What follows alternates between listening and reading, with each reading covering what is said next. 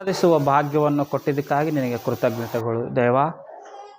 ನಿಮ್ಮ ಮಕ್ಕಳಿಗೆ ನಿಮ್ಮ ಮಾತುಗಳನ್ನು ತಿಳಿಸುವಂಥ ಸಂದರ್ಭದಲ್ಲಿ ತನ್ನ ದೇವರೇ ಪರಿಶುದ್ಧಾತ್ಮ ಸಹಾಯ ನೀಡಿ ನಿಮ್ಮ ಮಕ್ಕಳಿಗೆ ಅರ್ಥವಾದಂಥ ರೀತಿಯಲ್ಲಿ ಹೇಳೋ ಭಾಗ್ಯವನ್ನು ಅನುಗ್ರಹಿಸಬೇಕಂತೇಳಿ ಈ ಒಂದು ಪ್ರಾರ್ಥನೆ ಯೇಸು ಪವಿತ್ರವುಳ್ಳ ನಾಮದಲ್ಲಿ ಬೇಡ್ತೇನಪ್ಪ ತಂದೆ, ಆಮೇನ್. ಕೂಡಿ ಬಂದಿರತಕ್ಕಂಥ ಎಲ್ಲರಿಗೂ ಕೂಡ ಯೇಸು ಕ್ರಿಸ್ತನ ಪುಣ್ಯನಾಮದಲ್ಲಿ ಶುಭಾಭಿವಂದನೆಗಳು. ಸ್ವಲ್ಪ ಎಲ್ಲರೂ ನಿಶಬ್ದತೆಯಿಂದ ಕೂತುಕೊಂಡಿದ್ದೆ ಆದರೆ, ವಾಕ್ಯದ ಕಡೆ ಗಮನ ಕೊಟ್ಟಿದ್ದೆ ಆದರೆ, ಪ್ರಿಯರಾಗಿರ್ತಕ್ಕಂಥ ಆತ್ಮೀಯರೇ, ಇವತ್ತು ಪ್ರಪಂಚದಲ್ಲಿರ್ತಕ್ಕಂಥ ಕ್ರೈಸ್ತವರೆಲ್ಲರೂ ಕೂಡ ಒಂದು ವಿಶೇಷವಾದಂಥ ದಿನವಂದೇಳಿ ಶುಭ ಶುಕ್ರವಾರ ಅಂತೇಳಿ ಕೇಸಿ ಇವತ್ತು ಹೇಳ್ತಾ ಇರ್ತಾರೆ ಪ್ರಿಯರೇ. ಗುಡ್ ಫ್ರೈಡೇ ಅಂತೇಳಿ ಇವತ್ತಿನ ದಿನಕ್ಕಿಂತ ಮುಂಚಿತವಾಗಿ 40 ದಿನ ಅನೇಕರು ಅನೇಕ ವಿಧವಾದಂಥ ರೀತಿಯಲ್ಲಿ ಉಪವಾಸವನ್ನು ಮಾಡಿ ಮತ್ತು ಕಣ್ಣೀರಿನಿಂದ ದೇವರಿಗೋಸ್ಕರ ಯೇಸುಕ್ರಿಸ್ತನಿಗೋಸ್ಕರ ಪ್ರಾರ್ಥನೆ ಮಾಡಿ ಈ ರೀತಿಯಲ್ಲಿ ಹಲವಾರು ಇತ್ಯಾದಿ ಕಾರ್ಯಕ್ರಮಗಳನ್ನು ಮತ್ತು ಮಾಡ್ತಾ ಇದ್ದಾರೆ. ಪ್ರೇರೆ, ಇಲ್ಲಿ ನಾವು ಆಲೋಚನೆ ಮಾಡಬೇಕಾಗಿರುವುದು ವಿಷಯ ಏನಪ್ಪ ಅಂತಂದರೆ, ಯೇಸುಕ್ರಿಸ್ತನವರು ಸಿಲುಬೆಯ ಮೇಲೆ ಮರಣ ಹೊಂದಿದ್ದು ನಿಜ, ಆತನು ಚಿತ್ರ ಹಿಂಸೆ ಪಟ್ಟಿದ್ದು ನಿಜ, ಹಾಗೆ 40 ದಿನ ಉಪವಾಸ ಕೂಡ ಇದ್ದದ್ದು ಕೂಡ ಎಲ್ಲ ನಿಜ. ಮತ್ತು ಇವತ್ತಿನ ದಿನದಲ್ಲಿ ಪ್ರತಿ ಕ್ರೈಸ್ತವರು ಕೂಡ ಗುಡ್ ಫ್ರೈಡೇ ಬಂದರೆ ಸಾಕು, ಬೈಬಲ್ನಲ್ಲಿ ಕೆಲವು ಸಂದರ್ಭಗಳನ್ನು ಆರಿಸಿಕೊಂಡು ಏನ್ರಿ ಸಿಲುಬೆಯ ಮೇಲೆ ಯೇಸು ಸ್ವಾಮಿಯವರು ಹಾಡಿದ 7 ಮಾತುಗಳು ಬಗ್ಗೆ ಪ್ರತಿಯೊಬ್ಬ ಕ್ರೈಸ್ತವನು ಕೂಡ ಇವತ್ತು ನಿಜಕ್ಕೂ ಹೇಳಬೇಕಂದ್ರೆ ಬೈಬಲ್ನಲ್ಲಿ ಇರುವಂಥ ಅನೇಕ ಸಂಗತಿಗಳು ಇದ್ದಾವೆ ಬೈಬಲ್ನಲ್ಲಿ.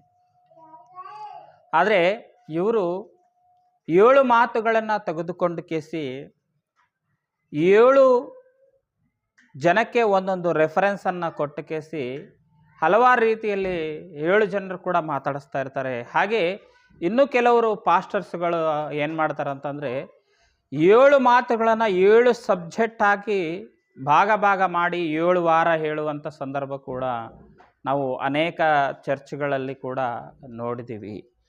ನಮಗೆ ಪ್ರಶ್ನೆ ಏನಪ್ಪ ಅಂತಂದರೆ, ಈ ಗುಡ್ ಫ್ರೈಡೇ ದಿನಗಳಲ್ಲಿ 7 ಮಾತುಗಳನ್ನೇ ಯಾಕೆ ತಗೊಳ್ತಾ ಇದ್ದಾರೆ ಏನ್ರಿ? 7 ಮಾತನ್ನೇ ಯಾಕೆ ಅವರು ಉಪಯೋಗ ಮಾಡಿಕೊಳ್ತಾ ಇದ್ದಾರೆ? ಬೈಬಲ್ನಲ್ಲಿ ನಾವು ನೋಡಿದಾಗ ಯೇಸು ಸ್ವಾಮಿ ಅವರು ಮಾತಾಡಿದ್ದು ಆ 7 ಮಾತುಗಳು ಮಾತ್ರ ಇದ್ದಾವ? ಒಂದು ಸರ್ತಿ ಆಲೋಚನೆ ಮಾಡಬೇಕು. ಮತ್ತು ಇನ್ನೇನು ಮಾತಾಡಿಲ್ವಾ ಆತನು ಶ್ರಮ ದಿನಗಳಲ್ಲಿ? ಇವಾಗ ಶ್ರಮ ದಿನ ಅಂತಾರಲ್ರಿ, ಇವೆಲ್ಲ ಶ್ರಮ ದಿನ ಅಂತಾರ. ಶ್ರಮ ದಿನಗಳಲ್ಲಿ ಆತನು ಇಷ್ಟೇ ಮಾತಾಡಿದನ, ಇನ್ನು ಮತ್ತೆ ಬೇರೆ ಮಾತುಗಳನ್ನೇನು ಮಾತಾಡಿಲ್ವಾ? ಆಡಿದನಲ್ಲ ಪ್ರೇರೆ, ಹಲವಾರು ವಿಷಯಗಳನ್ನು ಮಾತಾಡಿದ್ರು ಕೂಡ ಇವರು ತಗೊಳ್ಳುವ ಸಂದರ್ಭ ಏನು ಅಂತಂದರೆ, ಒಂದು ಸಾರ್ತೆ ಆ 7 ಮಾತುಗಳು ಯಾವ್ಯಾವ ಅಂತೇಳಿ ನಾವು ಬೈಬಲ್ನಲ್ಲಿ ನೋಡಿದಾಗ ಏನ್ರಿ, ಲೂಕನ ಬರೆದ ಸುವಾರ್ತೆ ಒಂದು ಸಾರ್ತೆ, ಲೂಕನ ಬರೆದ ಸುವಾರ್ತೆ ಏನ್ರಿ, ಲೂಕನ ಬರೆದ ಸುವಾರ್ತೆ 23ನೇ ಅಧ್ಯಾಯ 34ನೇ ವಚನದಲ್ಲಿ, ಲೂಕನ ಬರೆದ ಸುವಾರ್ತೆ 23ನೇ ಅಧ್ಯಾಯ 34ನೇ ವಚನ ಒಂದು ಸಾರ್ತೆ ನೋಡ್ರಿ ಪ್ರೇರೆ, ಬರ್ಕರಿ ಈ 7 ಮಾತುಗಳನ್ನು ತಾವೆಲ್ಲ ರೆಫರೆನ್ಸ್ ಬರ್ಕೊಳ್ಬೇಕು. ಯಾಕಂದರೆ ಹಲವಾರು ರೀತಿಯಲ್ಲಿ ಮಾತಾಡುವಂಥ ಸಂದರ್ಭದಲ್ಲಿ Bible Open University India international ಅವರು ಸರಿಯಾದಂಥ ರೀತಿಯಲ್ಲಿ ಅವರಿಗೆ ಜವಾಬು ಕೊಡೋರಾಗಿರ್ಬೇಕು. ಬೈಬಲ್ನಲ್ಲಿ ದೇವರು ಮಾತಾಡಿದ ಅನೇಕ ಸಂದರ್ಭಗಳಿದ್ದಾವೆ ಏನ್ರಿ, ಬರೆಸಿಟ್ಟಿದ್ದಾನೆ ದೇವರು.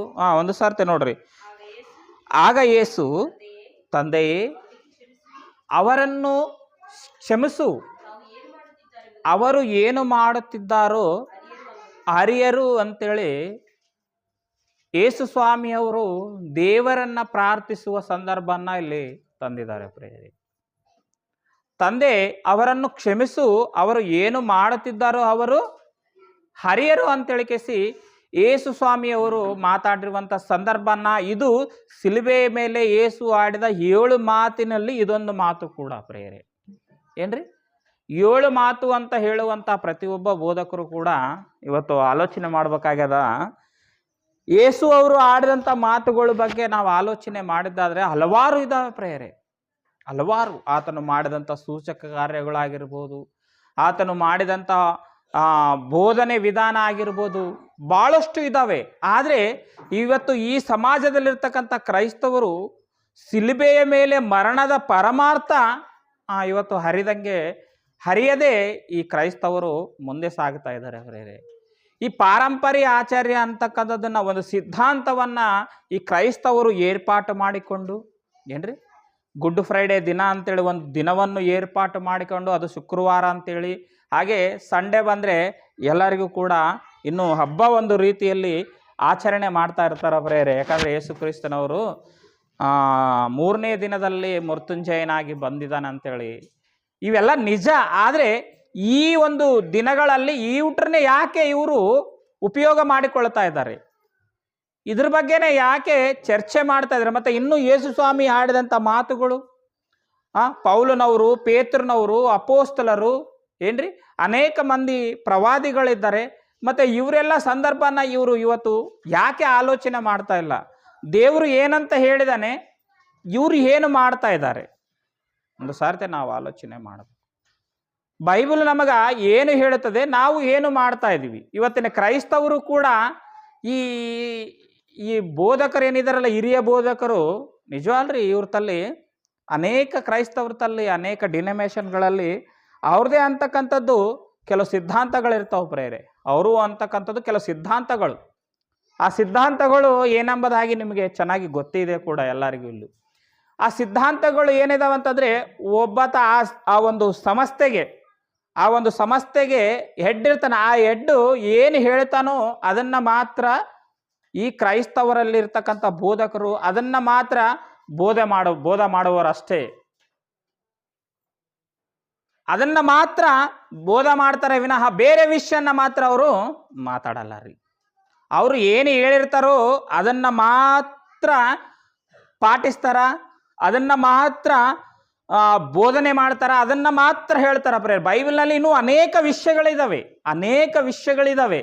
ಏನ್ರಿ. ಯೇಸು ಸ್ವಾಮಿ ಹೇಳ್ತಾನ ಪ್ರೇರೆ. ಯೇಸು ಸ್ವಾಮಿ ಅವರು ಹೇಳ್ತಾನೆ ಒಂದು ಸಾರ್ತೆ, ಏನ್ರಿ ಮತ್ತಾನ ಬರೆಸುವಾರ್ತೆ 13ನೇ ಅಧ್ಯಾಯ ಒಂದು ಸಾರ್ತೆ ನೋಡ್ರಿ. ಮತ್ತಾನ ಬರೆಸುವಾರ್ತೆ 13ನೇ ಅಧ್ಯಾಯದಲ್ಲಿ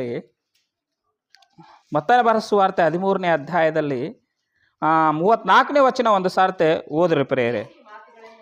ಯೇಸು ಈ ಮಾತುಗಳನ್ನು ಜನರ ಗುಂಪುಗಳಿಗೆ ಯೇಸು ಸ್ವಾಮಿ ಏನಂತ ಹೇಳ್ತದೆ ಅಂದ್ರೆ, ಸಾಮ್ಯ ರೂಪವಾಗಿ ಹೇಳಿದನು. ಸಾಮ್ಯವಿಲ್ಲದೆ ಅಂದ್ರೆ ಉದಾಹರಣೆ ಇಲ್ಲದೆ ಒಂದನ್ನು ಕೂಡ ಅಂತ ಹೇಳಿಲ್ಲ. ಯಾಕಂದ್ರೆ ಈ ಜನರಿಗೆ ಅರ್ಥ ಆಗಬೇಕಂದ್ರೆ ಉದಾಹರಣೆ ಹೇಳಬೇಕು ರೀ. ಹೌದಂತಾರಿ ಇಲ್ಲ ಪ್ರೇರಿ. ಈ ಸಮಾಜ, ಇವತ್ತಿನ ಸಮಾಜ ಹಾಗೆ ಇದೆ. ಯೇಸು ಸ್ವಾಮಿಯವರು ಇದ್ದಂಥ ಸಂದರ್ಭದಲ್ಲಿ 1ನೇ ಶತಮಾನದಲ್ಲಿ ಕೂಡ ಸಮಾಜ ಹೇಗಿತ್ತಂದ್ರೆ ಹೀಗೆ ಇತ್ತು ಪ್ರೇರೆ. ನಾವು ಒಂದು ಸಾರ್ತೆ ನಾವು ಪ್ರಾರಂಭದಲ್ಲಿ ನೋಡಿದಾಗ ಜನರು ಏನು ಮಾಡ್ತಾ ಇದ್ರು, ಉಣ್ಣೋದು, ತಿನ್ನೋದು, ಕುಡಿಯೋದು, ಮದುವೆ ಮಾಡಿಕೊಡೋದು ಹಾಗೆ ಇತ್ತು ರೀ. 1ನೇ ಶತಮಾನದಲ್ಲಿ ನೋಡಿದ್ರು ಕೂಡ ಜನರು ಹೇಗೆ ಇದ್ರು ಅಂದ್ರೆ ಹಾಗೆ ಇದ್ರು. ಉಣ್ಣೋದು, ತಿನ್ನೋದು, ಕುಡಿಯೋದು, ಏನ್ರಿ ಮದುವೆ ಮಾಡಿಕೊಡೋದು. ಈಗಿನ ಪರಿಸ್ಥಿತಿಯನ್ನು ನೋಡಿದ್ರು ಕೂಡ ಜನ ಹಾಗೇ ಇದ್ದಾರೆ. ಏನು ತಿನ್ನಬೇಕು, ಏನು ಕುಡಿಯಬೇಕು, ಏನು ಧರಿಸಿಕೊಳ್ಳಬೇಕು, ಯಾವ ರೀತಿಯಲ್ಲಿ ಸುಖ ಪಡಬೇಕು. ಅಂದು ಹಾಗೆ ಇದ್ರು, 1ನೇ ಶತಮಾನದಲ್ಲಿ ಹಾಗೆ ಇದ್ರು, ಹೀಗೂ ಕೂಡ ಹಾಗೆ ಇದ್ದಾರೆ. ಈ ಮಂಕು ಬುದ್ಧಿಗೆ ಏನ್ರಿ, ಈ ಮಂಕು ಬುದ್ಧಿ ಇದಾವಲ್ರ, ಜನರ ಮಂಕು ಬುದ್ಧಿಗೆ ಸರಿಯಾದಂಥ ರೀತಿಯಲ್ಲಿ ಅರ್ಥ ಆಗಬೇಕು ಅಂತಂದರೆ ಯೇಸು ಕ್ರಿಸ್ತನವರು ಪ್ರತಿಯೊಂದು ಸಂದರ್ಭದಲ್ಲಿ ಕೂಡ ಸ್ವಾಮ್ಯ ರೂಪವಾಗಿ ಅಂದರೆ ಉದಾಹರಣೆ ಅವರಿಗೆ ಹೇಳಿಕೆಸೇ ವಾಕ್ಯನ ಹೇಳ್ತಾ ಇದ್ದ ಪ್ರೇರೆ. ಅಲ್ಲಿ ಹೇಳ್ತಾ ಇದ್ದಾನೆ ನೋಡ್ರಿ, ಒಂದು ಸರ್ ತೆಳಗೋಡ್ರಿ. ನಾನು ಬಾಯಿ ತೆರೆದು ಸಾಮ್ಯ ರೂಪವಾಗಿ ಉಪದೇಶಿಸುವೆನು.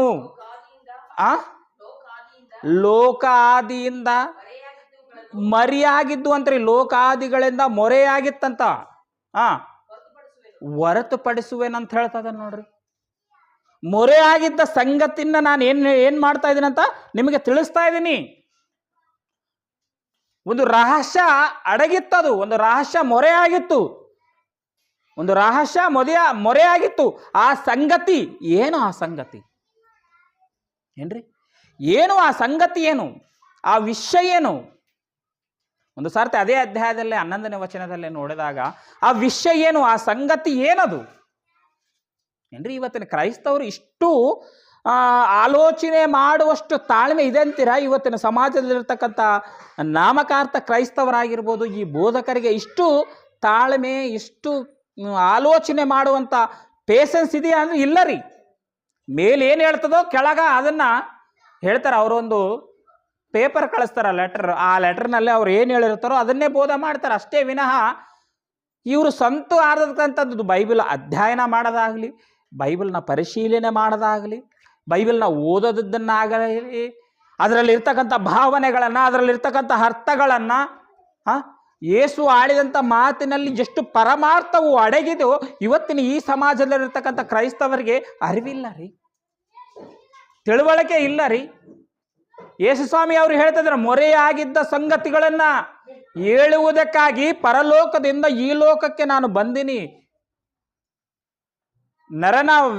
ನರನ ಆಕಾರವನ್ನು ಧರಿಸಿಕೊಂಡು, ಮನುಷ್ಯನ ಆಕಾರವನ್ನು ಧರಿಸಿಕೊಂಡು ಪರಲೋಕದಿಂದ ಈ ಲೋಕಕ್ಕೆ ಬಂದು ಒಂದು ಗುಟ್ಟನ್ನ ನೋಡ್ರಿ, ಇಲ್ಲಿ ಹೋದ್ರೆ 11ನೇ ವಚನದಲ್ಲಿ ಇನ್ನು ಅದಕ್ಕೆ ಆತನು ಅವರಿಗೆ ಪರಲೋಕ ರಾಜ್ಯದ ಗುಟ್ಟುಗಳನ್ನು ತಿಳಿಯುವವನು ವರವು ನಿಮಗೆ ಕೊಟ್ಟಲ್ಪಟ್ಟಿದೆ ಅಂತ ಹೇಳ್ತದೆ. ನಾನು ಈ ಜನರಿಗೆ, ಮಂಕ ಜನರು ಏನಿದ್ರಲ್ರಿ ಆ ದಿನದಲ್ಲಿ ಇರ್ತಕ್ಕಂಥ ಇಸ್ರಾಯೇಲರ ಜನರು, ಯೂದರು, ಅವ್ರು ಏನಾದರೂ ಅರ್ಥ ಮಾಡಿಕೊಂಡ್ರ ಯೇಸು ಸ್ವಾಮಿನ ಮಾತನ್ನ?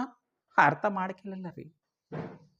ಅರ್ಥ ಮಾಡಿಕೊಂಡಿದ್ದೆ ಆದರೆ ಅವರು ಒಂದು ವೇಳೆ ಸರಿಯಾದಂಥ ರೀತಿಯಲ್ಲಿ ಆತನ ಬಗ್ಗೆ ಅಧ್ಯಯನ ಮಾಡಿದ್ದೆ ಆದರೆ, ಆತನ ಬಗ್ಗೆ ಅವರು ತಿಳ್ಕೊಂಡಿದ್ದೆ ಆದರೆ ಆತನನ್ನು ಸಿಲುಬೆಗೆ ಅವರು ಹಾಕ್ತಾ ಇರಲಿಲ್ಲ.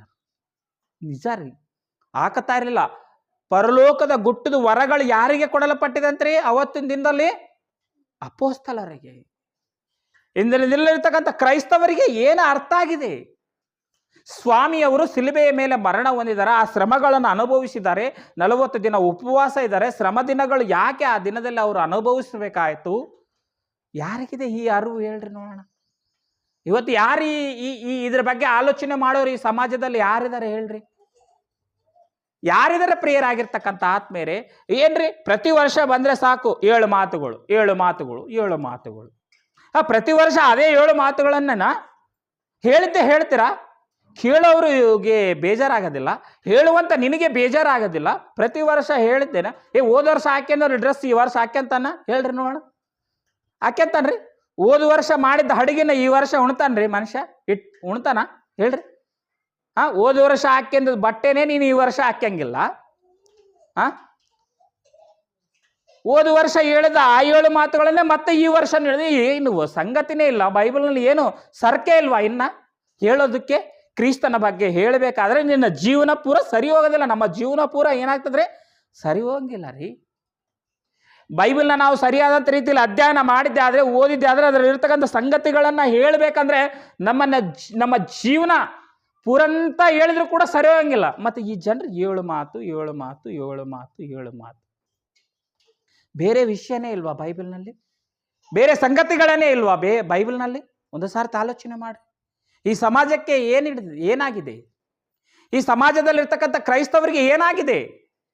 ಸೈತಾನನು ಅವರೆಲ್ಲರನ್ನು ಆವರಿಸಿಕೊಂಡು ಬಿಟ್ಟಿದ್ದಾನೆ ರೀ. ಅವರೆಲ್ಲರನ್ನು ಏನು ಮಾಡಿಬಿಟ್ಟಾನೆ ಅಂದ್ರೆ ಆವರಿಸಿಕೊಂಡು ಬಿಟ್ಟಿದ್ದಾನೆ. ಒಂದು ಪದ್ಧತಿ, ಒಂದು ಸಿದ್ಧಾಂತ. ನೀವು ಈ ಸಿದ್ಧಾಂತದ ಪ್ರಕಾರ ನಡೀರಿ. ಮೆಥಡಿಸ್ಟ್ ಚರ್ಚ್ ನಿಮ್ಮ ಸಿದ್ಧಾಂತ ಇದು, ಕ್ಯಾಥಲಿಕ್ ಚರ್ಚ್ ನಿಮ್ಮ ಸಿದ್ಧಾಂತ ಇದು, CHI ಚರ್ಚ್ ನಿಮ್ಮ ಸಿದ್ಧಾಂತ ಇದು. ಹಲವಾರು ಚರ್ಚ್ಗಳಿದಾವೆ ಇವತ್ತು. ಓಸನ್ನ ಮಂದಿರ ನಿಮ್ಮ ಸಿದ್ಧಾಂತ ಇದು. ನೋಡ್ರಿ, ಒಂದೊಂದು ಡಿನೆಮೇಷನ್ಗೆ ಒಂದೊಂದು ಸಿದ್ಧಾಂತವನ್ನು ಇವತ್ತು ಸೈತಾನನು ಅವರಿಗೆ ಪ್ರಾಕ್ಟೀಸ್ ಮಾಡಿ ಆ ಸಿದ್ಧಾಂತದ ಪ್ರಕಾರ ಕ್ರೈಸ್ತವರನ್ನ ತಗೊಂಡೋಗ್ತಾ ಇದೆ ವಿನಃ ಬೈಬಲ್ನಲ್ಲಿ ಇರ್ತಕ್ಕಂಥ ಮರ್ಮಗಳು, ಗುಟ್ಟುಗಳು, ಸಂಗತಿಗಳು ಇವತ್ತು ಈ ಸಮಾಜದಲ್ಲಿರ್ತಕ್ಕಂಥ ಕ್ರೈಸ್ತವರು ತಿಳ್ಕೊಳ್ಳುವುದಕ್ಕೆ ಪ್ರಯತ್ನ ಮಾಡ್ತಾ ಇಲ್ಲ ಪ್ರಿಯರಾಗಿರ್ತಕ್ಕಂಥ ಆತ್ಮೀಯರೇ. ನಾವು ಆಲೋಚನೆ ಮಾಡಬೇಕು. ಇವತ್ತಿನ ಪರಿಸ್ಥಿತಿ, ಇವತ್ತಿನ ಕ್ರೈಸ್ತವರ ಒಂದು ಸ್ಥಿತಿಗತಿ ಎಲ್ಲಿಗೆ ಹೋಗ್ತಾ ಇದೆ? ಇವ್ರನ್ನ ಸತ್ಯದ ಮಾರ್ಗಕ್ಕೆ ನಡೆಸುವವರು ಯಾರಿದ್ದಾರೆ? ಇವರಿಗೆ ಹರಿವು ಮುಟ್ಟಿಸುವವರು ಯಾರಿದ್ದಾರೆ? ಬೈಬಲ್ನಲ್ಲಿ ಇರ್ತಕ್ಕಂಥ ಗುಟ್ಟು, ಪರಲೋಕದ ಗುಟ್ಟು, ಈ ಗುಟ್ಟನ್ನ ಯಾರು ತಿಳಿಸಬೇಕು? ಯೇಸು ಕ್ರಿಸ್ತು ಹೇಳಿದ ಅಪೋಸ್ತಲರಿಗೆ ಹೇಳ್ತಾ ಇದ್ದಾನೆ. ಏನಂತ ಹೇಳ್ತಾ ಇದ್ದಾನೆ ನೋಡ್ರಿ ಅಲ್ಲಿ 11ನೇ ವಚನ, ಅದೇ 13ನೇ ಅಧ್ಯಾಯ, ಮತ್ತೊಂದು ಬರ ಸುವಾರ್ತೆ 13ನೇ ಅಧ್ಯಾಯ 11ನೇ ವಚನದಲ್ಲಿ ಏನಂತ? ಅದಕ್ಕೆ ಆತನು ಅವರಿಗೆ ಪರಲೋಕ ರಾಜ್ಯದ ಗುಟ್ಟುಗಳು ತಿಳಿಯುವವರೆಗೂ ನಿಮಗೆ ಪಟ್ಟಿದೆ ಅಂತ ಹೇಳ್ತಾನೆ. ಅವರಿಗೆ ಕೊಟ್ಟಿಲ್ಲ, ಅವರಿಗಿಲ್ಲ. ಅವತ್ತಿನ ದಿನದಲ್ಲಿರ್ತಕ್ಕಂಥ ಅಪೋಸ್ತಲರಿಗೆ ಸಿಕ್ತು, ಮತ್ತೆ ಇವತ್ತಿನ ದಿನದಲ್ಲಿರ್ತಕ್ಕಂಥ ಕ್ರೈಸ್ತವರಿಗೆ, ನಮಗೆ ಏನ್ರಿ ಪ್ರೇರಾಗಿರ್ತಕ್ಕಂಥ ಆತ್ಮರೇ, ಕ್ರಿಸ್ತನವರು ಶಿಲುಬೆಯ ಮೇಲೆ ಮರಣ ಹೊಂದಿದ್ದಾರೆ ಅಂತಂದರೆ ಒಂದು ಅರ್ಥ ಇದೆ. ಅದು ಎಷ್ಟೋ ಸಲ ನಾನು ನಿಮ್ಗೆ ಹೇಳಿದ್ದೀನಿ ಕೂಡ, ಎಷ್ಟೋ ಸಲ ಆ ವಿವರಣೆಯನ್ನು ನನಗೆ ಇರುವಂಥ ಜ್ಞಾನದ ಮುಖಾಂತರ ನಿಮಗೆ ತಿಳಿಸಿದ್ದೀನಿ. ಆತನು ಮೌನವಾಗಿದ್ದಾನಂತಂದರೆ, ಆತನು ಆ ಒಂದು ಶ್ರಮಗಳನ್ನು ಅನುಭವಿಸ್ತಾ ಇದ್ದಾನಂತಂದರೆ, ಶಿಲುಬೆಯನ್ನು ಹೊರತಾ ಇದ್ದಾನಂತಂದರೆ, ಮುಳ್ಳಿನ ಕಿರೀಟ ಇಟ್ಟುಕೊಂಡಿದ್ದಾನೆ, ತಲೆ ಮೇಲೆ ಇರಿಸಿಕೊಂಡಿದ್ದಾನಂತಂದರೆ, ಆತ್ಮೀಯರೇ ಆಲೋಚನೆ ಮಾಡಬೇಕು, ಆಲೋಚನೆ ಮಾಡಬೇಕು ಪ್ರೇಯರೇ. ಯಾವಾಗಲೂ 7 ಮಾತುಗಳನ್ನು ಆ 7 ಮಾತುಗಳಲ್ಲಿ ಒಂದು ಹೇಳಿದ್ದೀನಿ. ಇನ್ನೊಂದು ಮಾತು ಯಾವುದು ನೋಡ್ರಿ, ಒಂದು ಅದೇ ಲೂಕನ ಬರೆದ ಸುವಾರ್ತೆ ಅದೇ 23ನೇ ಅಧ್ಯಾಯ 34ನೇ ವಚನ ಒಂದು ಸಾರ್ತೆ ನೋಡ್ರಿ. ಆ 7 ಮಾತಿನಲ್ಲಿ ಇದು 2ನೇ ಮಾತು. ಲೂಕನ ಬರೆದ ಸುವಾರ್ತೆ 23ನೇ ಅಧ್ಯಾಯ 43ನೇ ವಚನ.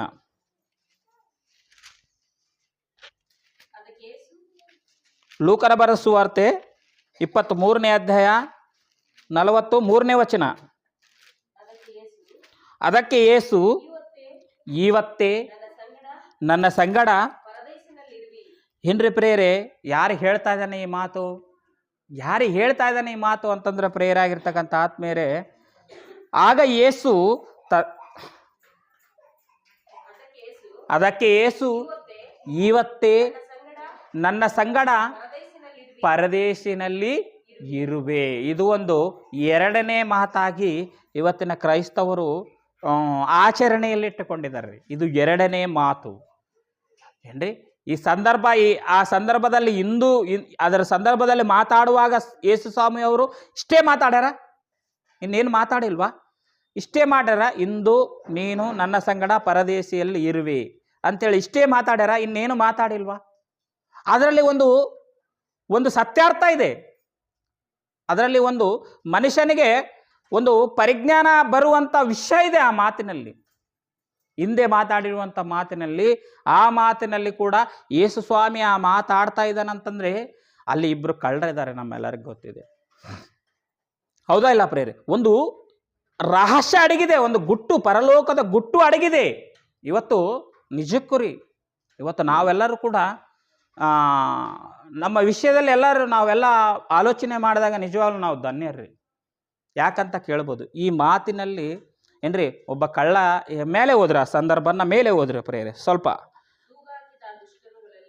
ತೂಗಾಕಿದ ಆ ದುಷ್ಕರ್ಮಿಗಳಲ್ಲಿ ಒಬ್ಬರು ಆತನ ದೂಷಿಸಿ, ನೀನು ಬರಬೇಕಾದ ಕ್ರಿಸ್ತನಲ್ಲವೇ, ನಿನ್ನನ್ನು ರಕ್ಷಿಸಿಕೋ ಏನಂತ ಹೇಳ್ತದ ನೋಡ್ರಿ. 2 ಕಳ್ಳರಲ್ಲಿ ಒಬ್ಬ ಕಳ್ಳ ಏನಂತ, ನಿನ್ನನ್ನು ಕೂಡ ರಕ್ಷಿಸಿಕೋ, ನಮ್ಮನ್ನು ಕೂಡ ರಕ್ಷಿಸು ಎಂದು ಹೇಳಿದಕ್ಕೆ 2ನೇ ಅವನು ಎಂತ ಮಾತಾಡ್ತಾ ಇದ್ದಾನೆ ಒಂದು ಸಾರ್ತಿ ನಾವು ಆಲೋಚನೆ ಮಾಡ್ಬೇಕ್ರಿ. ಅಂದಿನ ದಿನದಲ್ಲಿ ಇರ್ತಕ್ಕಂಥ ಇಸ್ರಾಯೇಲರು ಏನ್ರಿ, ಯೂದರು, ನಿಜಕ್ಕೂ ಈ ಮಾತನ್ನ ಕೇಳಿದ್ರೆ ನಾಚಿಗೆ ಬರ್ಬೇಕ್ರಿ. ಅವರಿಗೆ ನಾಚಿಗೆ ಬರಬೇಕಾಗಿತ್ತು ಪ್ರಿಯರಾಗಿರ್ತಕ್ಕಂಥ ಆತ್ಮೇರೆ. ಅಲ್ಲಿ ಆ ಕಳ್ಳ, ಇನ್ನೊಬ್ಬ ಕಳ್ಳ ಆಡುವಂತ ಮಾತು ಒಂದು ಸಾರ್ತಿ ನೋಡ್ರಿ. 2ನೇ ಅವನು ಅವನನ್ನು ಗದರಿಸಿ, ನೀನು ಇದೇ ದಂಡನೆಯಲ್ಲಿ ಇರುವಾಗಲೂ ದೇವರಿಗೆ ಎದುರುವುದಿಲ್ಲವೋ? ನಾವಂತೂ ಏನ್ರಿ, ನಾವಂತರೂ ನ್ಯಾಯವಾಗಿ ದಂಡನದಲ್ಲಿದ್ದೀವಿ. ನಾವು ತಪ್ಪು ಮಾಡಿವಿ, ನಾವು ಕಳ್ಳತನ ಮಾಡಿವಿ, ಸುಳ್ಳುತನ ಮಾಡಿವಿ, ದಗ ಮಾಡಿವಿ, ದೋಚಿಕೊಂಡಿವಿ.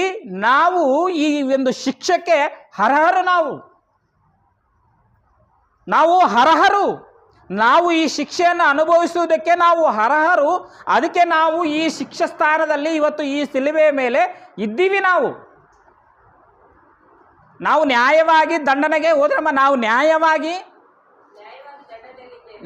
ನ್ಯಾಯವಾಗಿ ದಂಡನೆ ಇದ್ದಿದ್ದು, ನಮಗೆ ಶಿಕ್ಷೆ ಹಾಕಿದ್ದು ನ್ಯಾಯ. ನಾವು ಮಾಡಿದ್ದಕ್ಕೆ ತಕ್ಕ ಪ್ರತಿಫಲವು ಹೊಂದುತ್ತಾ ಇದ್ದೇವೆ. ಈತನಾದರೂ ಅಲ್ಲದೇನು ಮಾಡಿಲ್ಲ ಎಂದು ಹೇಳಿ ನೋಡು ಪ್ರೇರೆ, ಈ ಮಾತು ಬೇಸು. ಇವತ್ತಿನ ಸಮಾಜದಲ್ಲಿರ್ತಕ್ಕಂಥ ಕ್ರೈಸ್ತವರು ನಿಜಕ್ಕೂ ಆಲೋಚನೆ ಮಾಡಬೇಕ್ರಿ. ನಾನು ಹಾಗೆ ಹೇಳಿದೆ, ನಾವು ನಿಜವಾಗ್ಲೂ ಅದೃಷ್ಟವಂತರಂತೇಳಿ. ಯಾಕಂದರೆ ಹೋದ್ರಿ, ಯೇಸುವೆ ನೀನು ನಿನ್ನ ರಾಜ್ಯವನ್ನು ಪಡೆದವನಾಗಿ ಬರುವಾಗ, ಯಾವಾಗಿನ ವಿಷಯ ಮಾತಾಡ್ತಾ ಇದ್ದಾನೆ ಇಲ್ಲಿ ಒಬ್ಬ ಕಳ್ಳ. ನಾವೆಲ್ಲರೂ ಆಲೋಚನೆ ಮಾಡಬೇಕು, ಯಾವಾಗನ ವಿಷಯ? 2ನೇ ಸಾರಿ ಬರುವ ವಿಷಯನ ಮಾತಾಡ್ತಾ ಇದ್ದಾನೆ ಇಲ್ಲಿ. ನಿನ್ನ ರಾಜ್ಯವನ್ನು 2ನೇ ಸಾರಿ ಪಡೆದು ಬರುವಾಗ ನನ್ನನ್ನು ನೆನೆಸಿಕೋ. ನೋಡ್ರಿ, ಎಂಥ ವಿಶ್ವಾಸ ರೀ, ಎಂಥ ನಂಬಿಕೆ ರೀ ಆತನಲ್ಲಿರುವಂಥದ್ದು. ನಂಬಿಕೆ, ಆತನಲ್ಲಿರುವಂಥ ವಿಶ್ವಾಸ ನಿಜಕ್ಕೂ ಪ್ರಿಯರೇ, ನಿಜಕ್ಕೂ ಆತ್ಮೀಯರೇ. ಏನ್ರಿ, ನಾವು ಯೇಸುಸ್ವಾಮಿನ ನೋಡಿವೆ ಏನ್ರಿ? ಯಾರಾದರೂ ನಾವಿಲ್ಲಿದ್ದವರು ನೋಡಿವೆ ಯೇಸುಸ್ವಾಮಿನ? ನೋಡಿಲ್ಲ ರೀ. ಪಾತಾಳ ಏನಾದರೂ ನಾವು ನೋಡಿದ್ದೀವ? ಪರದೇಶಿ ಏನಾದರೂ ನಾವು ನೋಡಿದ್ವ್ಯಾ? ಪರಲೋಕ ಏನಾದರೂ ನಾವು ನೋಡಿದ್ದೀವ? ನೋಡಿಲ್ಲ ರೀ. ನೋಡದೆ ಇದ್ದರೂ ಕೂಡ, ಯೇಸು ಅವ್ರನ್ನ ನೋಡೋದು ಇದ್ದರೂ ಕೂಡ, ಪರದೇಶಿಯನ್ನು ನಾವು ನೋಡದೇ ಇದ್ದರೂ ಕೂಡ, ಪಾತಾಳವನ್ನು ನಾವು ನೋಡದೇ ಇದ್ದರೂ ಕೂಡ, ಪರಲೋಕವನ್ನು ನಾವು ನೋಡಿಲ್ಲದೆ ಇದ್ದರೂ ಕೂಡ, ಇವತ್ತು ನಾವೆಲ್ಲರೂ ಕೂಡ ವಿಶ್ವಾಸಿಸಿದ್ದೇವೆ. ಹೌದು, ಪರಲೋಕ ಇದೆ. ದೇವರು ತನ್ನಗೋಸ್ಕರ ಬದುಕಿದ್ರೆ ನಮಗೆ ಪರಲೋಕ ಕೊಡ್ತಾನ ಎಂಬ ವಿಷಯನ ಎಷ್ಟು ಗಟ್ಟಿಯಾಗಿ ನಂಬಿದ್ದೀವಿ ಅಂತಂದರೆ, ನಿಜವಾಗ್ಲೂ ಪ್ರಿಯರಾಗಿರ್ತಕ್ಕಂಥ ಆತ್ಮೀಯರೇ, ಅಂದಿನ ದಿನದಲ್ಲಿ ಆತನಲ್ಲಿರುವಂಥ ವಿಶ್ವಾಸ ಅವತ್ತಿನ ದಿನದಲ್ಲಿರ್ತಕ್ಕಂಥ ಒಂದು ವೇಳೆ ಯೂದರಿಗೆ ಏನಾದರೂ ಇದ್ದಿದ್ದೇ ಆದರೆ ಏನ್ರು ಪ್ರಿಯರಾಗಿರ್ತಕ್ಕಂಥ ಆತ್ಮೀಯರೇ, ಎಷ್ಟೋ ಜನ ಮಾರ್ಪಡಬಾರದಾಗಿತ್ತು. ಯೇಸು ಸ್ವಾಮಿಯವರು ಆ ಒಂದು ಸಂದರ್ಭದಲ್ಲಿ 1ನೇ ಶತಮಾನದಲ್ಲಿ ಎಷ್ಟೋ ಜನರನ್ನ ರಕ್ಷಣೆ ಮಾಡಿದಾರೆ. ಎಷ್ಟೋ ಜನರನ್ನ ಅನೇಕ ವ್ಯಾಧಿಗಳಿಂದ, ಅನೇಕ ರೋಗಗಳಿಂದ ಸತ್ತಂಥವ್ರನ್ನು ಕೂಡ ಬದುಕಿಸಿದ್ದಾರೆ. ಸತ್ತಂಥವ್ರನ್ನು ಕೂಡ ಬದುಕಿಸಿದ ಯೇಸು ಸ್ವಾಮಿಯವರು 1ನೇ ಶತಮಾನದಲ್ಲಿ. ಅಷ್ಟು ಮಹತ್ ಕಾರ್ಯಗಳು, ಅಷ್ಟು ಅದ್ಭುತ ಕಾರ್ಯಗಳು, ಅಷ್ಟು ಸೂಚಕ ಕಾರ್ಯಗಳು ಯೇಸು ಸ್ವಾಮಿಯವರು ಮಾಡಿದರೂ ಕೂಡ ಅಂದಿನ ದಿನದಲ್ಲಿರ್ತಕ್ಕಂಥ ಯೂದರು ತಗೊಂಡೋಗಿ ಯೇಸು ಕ್ರಿಸ್ತನ ಶಿಲುಬೆಯ ಮೇಲೆ ಹಾಕಿದ್ರು ಅಂತಂದರೆ ಎಷ್ಟು ಶತಮೂರ್ಖರು ಇರ್ಬೋದು ಒಂದು ಸಾರ್ತಿ ನೀವು ಆಲೋಚನೆ ಮಾಡಿ. ಎಷ್ಟು ಬುದ್ಧಿ ಅವ್ರದ್ದು ಹದಗೆಟ್ಟಿರ್ಬೋದು, ಎಷ್ಟು ಮಂಕು ಹಿಡಿದಿರ್ಬೋದು ಅವರು ಬುದ್ಧಿನ ಒಂದು ಸಾರ್ತಿ ನಾವೆಲ್ಲರೂ ಆಲೋಚನೆ ಮಾಡಬೇಕು. ಇವತ್ತು ನಾವು ಧನ್ಯರು. ಆ ಸಂಗತಿನ ನಿಜವಾಗಲೂ ಜರುಗಿದೆ, ನಡೆದಿದೆ. ಯೇಸು ಸ್ವಾಮಿಯವರು ಮರಣ ಹೊಂದಿದ್ದಾರೆ, 3ನೇ ದಿನದಲ್ಲಿ ಮೃತ್ಯುಂಜಯನಾಗಿ ಎದ್ದು ಬಂದಿದ್ದಾರೆ, ಅಪೊಸ್ತಲರಿಗೆ ಕಂಡಿದ್ದಾರೆ, ಮತ್ತು ಪರಲೋಕಕ್ಕೆ ಆರೋಹಣರಾಗಿ ಹೋಗಿದ್ದಾರೆ. ದೇವರ ಸಿಂಹಾಸನದಲ್ಲಿ ಬಲಗಡೆಯಲ್ಲಿ ಆಸೀನರಾಗಿ ಕೂತಿದ್ದಾರೆ. ಮತ್ತೆ 2ನೇ ಸಾರಿ ಬರುತ್ತಾರೆ, ಬಂದು ನೀತಿಮಂತರನ್ನ ಪರಲೋಕಕ್ಕೆ ಕರ್ಕೊಂಡು ಹೋಗುತ್ತಾರೆ ಎಂಬ ವಿಷಯನ, ಈ ಸತ್ಯನ ನಾವೆಲ್ಲರೂ ಕೂಡ ಅಂಗೀಕರಿಸಿದ್ದೇವೆ, ನಾವೆಲ್ಲರೂ ಕೂಡ ನಂಬಿದ್ದೇವೆ. ನಿಜವಾಗ್ಲೂ ನಾವು ಧನ್ಯರು. ಎಷ್ಟೋ ಜನ ಯೇಸು ಸ್ವಾಮಿನ ಎದುರಿಗೆ ನೋಡಿದ್ರು ಕೂಡ ನಂಬಲಿಲ್ಲ ರೀ, ವಿಶ್ವಾಸಿಸಲಿಲ್ಲ ರೀ. ಯಾಕೆ? ಅಪೊಸ್ತಲರೇ ನಂಬಿದ್ರ ಸರಿಯಾದಂಥ ರೀತಿಯಲ್ಲಿ ಅಂತಂದರೆ ಇಲ್ಲ ರೀ. ಯೇಸು ಸ್ವಾಮಿ ಹೇಳಿದಂಥ ಮಾತು ಸರಿಯಾಗಿ ಅವ್ರಿಗೆ ಅರ್ಥ ಆಗಿದೆ ಅಂದರೆ ಅರ್ಥ ಆಗಿಲ್ಲ ರೀ, ಅರ್ಥ ಆಗ್ತಾ ಇದ್ದಿಲ್ಲ ಆ ದಿನದಲ್ಲಿರ್ತಕ್ಕಂಥ ಅಪೊಸ್ತಲರಿಗೆ ಸರಿಗೆ ಅರ್ಥ. ಇವತ್ತು ನಾವು ನಂಬಿದ್ದೇವೆ, ನಾವು ವಿಶ್ವಾಸಿಸಿದ್ದೇವೆ, ಇವತ್ತು ನಾವು ದೇವರಲ್ಲಿ ನಡೀತಾ ಇದ್ದೇವೆ, ದೇವರಲ್ಲಿ ನಾವು ಬದುಕುತ್ತಾ ಇದ್ದೀವಿ ಅಂತಂದರೆ ನಿಜವಾಗ್ಲೂ ನಾವು ಧನ್ಯರಂತ ಹೇಳಿದ್ರೆ ತಪ್ಪಾಕಿಲ್ಲ ಪ್ರಿಯರಾಗಿರ್ತಕ್ಕಂಥ ಆತ್ಮೀಯರೇ. ಯೇಸು ಸ್ವಾಮಿ ಆಡಿದಂಥ ಮಾತುಗಳು ಅನೇಕವಿದ್ದಾವೆ ಪ್ರಿಯರೇ. ಇನ್ನೊಂದು ಮಾತನ್ನು ನೋಡ್ರಿ, ಮತ್ತಾಯನ ಬರೆದ ಸುವಾರ್ತೆ 26ನೇ ಅಧ್ಯಾಯ 63ನೇ ವಚನ.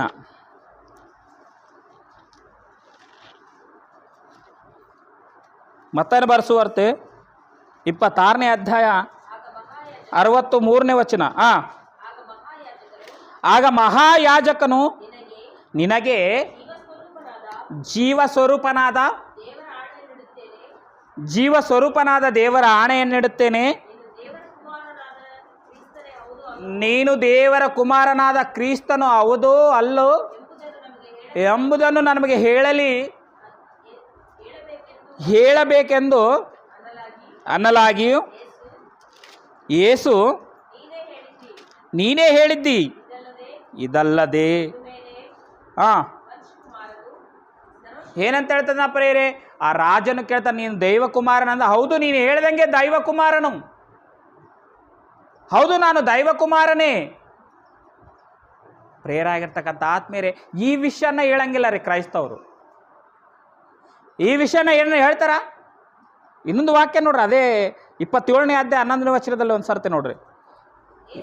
ಯೇಸು ಶತಾಧಿಪತಿಯ ಮುಂದೆ ನಿಂತಿರುವಾಗ ದೇಶಾಧಿಪತಿಯು ಆತನನ್ನು, ನೀನು ಯೆಹೂದ್ಯರ ಅರಸನು ಹೌದು ಎಂದು ಕೇಳಿದ್ದಕ್ಕೆ ಯೇಸು ನೀನೇ ಹೇಳಿದ್ದಲ್ಲ ಅಂದನು.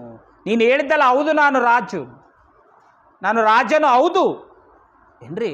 ಮತ್ತು ಈ ಸಂಗತಿನ ಯಾರು ಹೇಳಂಗಿಲ್ಲ? ಕ್ರೈಸ್ತವರು. ಈ ಸಂಗತಿನ ಇದು ಶ್ರಮ ದಿನಗಳಲ್ಲಿ ನಡೆದಿರೋ ಸಂಗತಿನ ಮತ್ತು ಬೇರೆ ದಿನದಲ್ಲಿ ನಡೆದ ಸಂಗತಿನ ನೀವು ಹೇಳ್ಬೇಕ್ರಿ. ಯಾವ ದಿನದಲ್ಲಿ ನಡೆದ ಸಂಗತಿ ರೀ ಇವೆಲ್ಲ? ಈಗ ನಾವು ಹೇಳುವಂಥ ಸಂದರ್ಭಗಳೆಲ್ಲ ಯಾವ ದಿನದಲ್ಲಿ ರೀ? ಶ್ರಮ ದಿನಗಳಲ್ಲಿ. ಶ್ರಮ ದಿನಗಳು ಯಾವಾಗ ಸ್ಟಾರ್ಟ್ ಆಗ್ತಾವೆ ಹೇಳ್ರಿ? ಯಾವಾಗ ಸ್ಟಾರ್ಟ್ ರೀ ಶ್ರಮ ದಿನಗಳು ಯೇಸು ಕ್ರಿಸ್ತನಿಗೆ?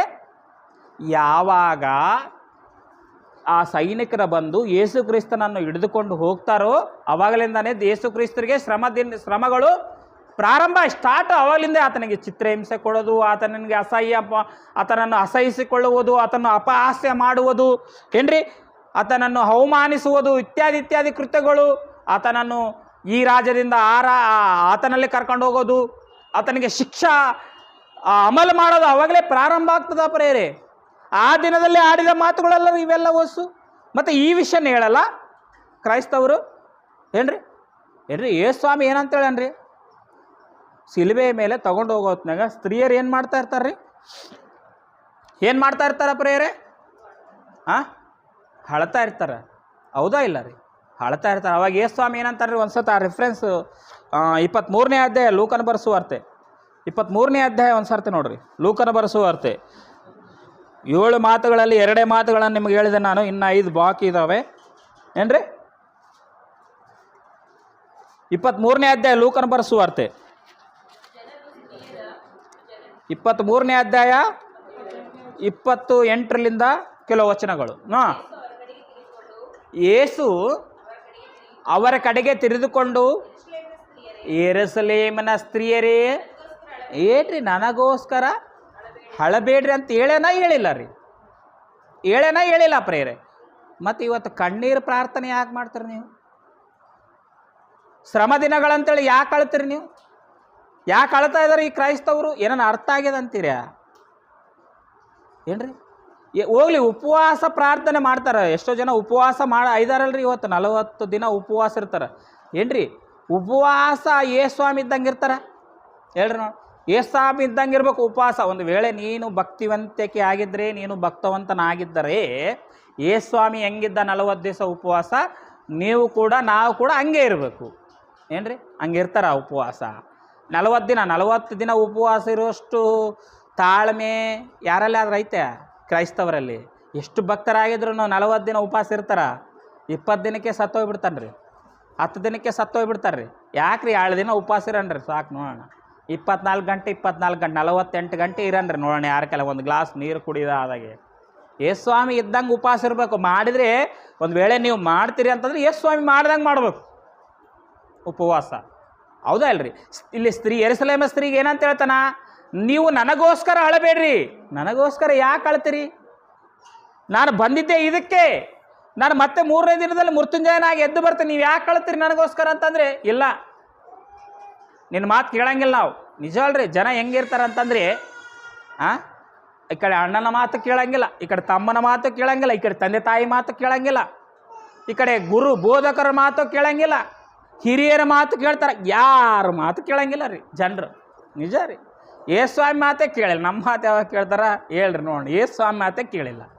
ಒಂದು ವೇಳೆ ಯೇಸು ಸ್ವಾಮಿ ಹೇಳಿದ ಮಾತು ಅಂದಿನದಲ್ಲಿ ಯೆರೂಸಲೇಮ ಸ್ತ್ರೀಯರಿಗಾಗಿರ್ಬೋದು, ಹೋಗಲಿ ಹಿಂದಿನ ದಿನದಲ್ಲಿರ್ತಕ್ಕಂಥ ಸ್ತ್ರೀಯರಿಗಾಗಿರ್ಬೋದು, ಏನೋ ಅರ್ಥ ಆಗಿದೆ ಅಂತೀರ? ಅರ್ಥ ಆಗಿದ್ರೆ ಇವತ್ತಿನ ದಿನದಲ್ಲಿ 40 ದಿವಸ ಶ್ರಮ ದಿನಗಳು ಅಂತೇಳಿ ಯಾಕೆ ಆಚರಣೆ ಮಾಡ್ತಿದ್ರು. ಈ ಸಿದ್ಧಾಂತನ್ನೇ ಯಾಕೆ ಮುಂದಿಟ್ಟುಕೊಳ್ತಿದ್ರು? ಅರ್ಥ ಆಗಿದೆ ಅಂತೀರಾ? ಇಲ್ಲ ರೀ, ಅರ್ಥ ಆಗಿಲ್ಲ ರೀ. ನಿಜವಲ್ರಿ, ಬೈಬಲ್ ಅಂದರೆ ಏನೋ ಕೆಲವರಿಗೆ ಅಬಾಬಾಬಾಬಾ ಅರ್ಥನೇ ಆಗಿಲ್ಲಣ ಅಂತಿರ್ತಾರೆ. ಅರ್ಥನೇ ಆಗಿಲ್ಲ ಅಂತಾರೆ. ಇಂಥವ್ರಿಗೆ ಬೈಬಲ್ ಸಮಾಧಾನ ಕೊಡುವುದು ಏನು ಗೊತ್ತಾ? ಧರ್ಮೋಪದೇಶ ಕಾಂಡ 30ನೇ ಅಧ್ಯಾಯ 11ನೇ ವಚನ ಒಂದು ಸರ್ತಿ ನೋಡ್ರಿ. ಇದು ಹಂಗೆ ಇರಲ್ರಿ, ಇದು ಯಾರು ತೆಗಿಬಾರ್ರಿ. ನೋಡ್ರಿ, ಬೈಬಲ್ ಅರ್ಥನೇ ಆಗಿಲ್ಲ ಅಂತ ಹೇಳ್ತಾ ಇರ್ತಾರೆ ರೀ. ಹೌದಪ್ಪ, ಭಾಳ ಕಠಿಣ ಆಯ್ತು ಬೈಬಲ್, ನಮ್ಗೆ ಅರ್ಥ ಆಗಿಲ್ಲ, ನಮಗೆ ಅರ್ಥ ಆಗಿಲ್ಲ. ಸರಿಗೆ ಶ್ರದ್ಧೆ ಕೊಟ್ಟು ಅದರಲ್ಲಿ ಓದಿದ್ರಲ್ಲಿ ಅರ್ಥ ಆಗೋದು. ಜ್ಞಾನ ಒಂದು ಕಡೆ ಇರ್ತದ, ಕಣ್ಣೇನೋ ಇಲ್ಲಿರ್ತಾವ, ಆಲೋಚನೆ ಎಕ್ಕಡೆ ಇರ್ತಾವ. ಬೈಬಲ್ ಯಾವಾಗ ಅರ್ಥ ಆಗ್ತದ್ರಿ? ಕೆಲಸದ ಮೇಲೆ ಎಷ್ಟು ಶ್ರದ್ಧೆ ಇರ್ತದೋ ಅಷ್ಟು ಶ್ರದ್ಧೆಯನ್ನು ನಾವು ಬೈಬಲ್ ಓದುವಂಥ ಸಂದರ್ಭದಲ್ಲಿ ಬೈಬಲ್ ಮೇಲೆ ಕೂಡ ಅಷ್ಟು ಶ್ರದ್ಧೆ ಇದ್ದಾಗ ನಮ್ಗೆ ಬೈಬಲ್ ಅರ್ಥ ಆಗ್ತದ. ಕೆಲಸದ ಮೇಲೆ ಇದ್ದಷ್ಟು ಶ್ರದ್ಧೆ ಬೈಬಲ್ ಮೇಲೆ ಯಾರಿಗಿರಕ್ಕಿಲ್ಲ ರೀ. ಕೆಲವ್ರಂತರೂ ಸಂಡೇ ಬಿಟ್ಟರೆ ಮತ್ತೆ ಸಂಡೇನೇ ಬೈಬಲ್ ನೋಡ್ತಾ ಇರ್ತಾರೆ ರೀ. ಕೆಲವ್ರಂತರೂ ಹಬ್ಬ ಯಾವಾಗ ಬರ್ತಾ, ಕ್ರಿಸ್ಮಸ್ಗೆ, ಗುಡ್ ಫ್ರೈಡೆಗೆ, ಏನ್ರಿ ಅವಾಗೇ ಚರ್ಚ್ ನೋಡ್ತಾ ಇರ್ತಾರೆ. ಕೆಲವ್ರಂತರೂ ಯಾವಾಗ ಬೈಬಲ್ ಅರ್ಥ ಆಗ್ತಾ, ಯಾವಾಗ ಯೇಸು ಸ್ವಾಮಿ ಅರ್ಥ ಆಗ್ತವ, ಯಾವಾಗ ನೀನು ದೇವರಲ್ಲಿ ಬದುಕ್ತಿ, ಯಾವಾಗ ನೀನು ಪರಲೋಕನ ಸಂಪಾದನೆ ಮಾಡ್ಕೊಂತಿ. ನೋಡ್ರಿ, ಧರ್ಮೋಪದೇಶ ಕಾಂಡ 30ನೇ ಅಧ್ಯಾಯ 11ನೇ ವಚನ ಒಂದು ಸರ್ತಿ ನೋಡ್ರಿ. ನಾನು ಈಗ ನಿಮಗೆ ಬೋಧಿಸುವ, ಏನಂತ ಹೇಳಿದ? ನಾನು ಈಗ ನಿಮಗೆ ಬೋಧಿಸುವ ಧರ್ಮೋಪದೇಶವನ್ನು ನಿಮಗೆ ಗ್ರಹಿಸುವುದಕ್ಕೆ ಕಷ್ಟವೂ ಅಲ್ಲ ಅಂತ ಹೇಳ್ತಾನೆ. ಕಷ್ಟ ಏನಲ್ಲ, ಗ್ರಹಿಸಿಕೊಳ್ಳುವ ಬುದ್ಧಿ ಇರಬೇಕು ಏನ್ರಿ, ಗ್ರಹಿಸಿಕೊಳ್ಳುವ ಮನಸ್ಸಿರ್ಬೇಕ್ರಿ, ಅವಾಗೇ ಅರ್ಥ ಆಗ್ತದ. ಏನಿರ್ಬೇಕಂತ ಹೇಳ್ತಾನ್ರಿ ಇಲ್ಲಿ? ಗ್ರಹಿಸುವುದಕ್ಕೆ ಕಷ್ಟವಾದದ್ದೇನಲ್ಲ, ಹೊಂದುವುದಕ್ಕೆ ಅಸಾಧ್ಯವಾದದ್ದೇನಲ್ಲ.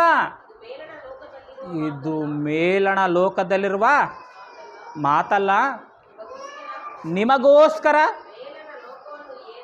ಮೇಲಣ ಲೋಕವನ್ನು ಹೇರಿ ಅದನ್ನು ತಿಳಿದುಕೊಂಡು ಬಂದು ನಿಮಗೆ ತಿಳಿಸುವಂಥ ಶಕ್ತರು ಯಾರಿದ್ದಾರೆ? ಇದ್ದರೆ ನಾವು ಕೇಳಿ ಕೈಗೊಂಡೆವು, ಅಂದುಕೊಳ್ಳುವುದಕ್ಕೆ ಅವಕಾಶವೇನೂ ಇಲ್ಲ. ಮತ್ತು ಸಾಕು ಪ್ರೇರೆ, ಸಾಕು.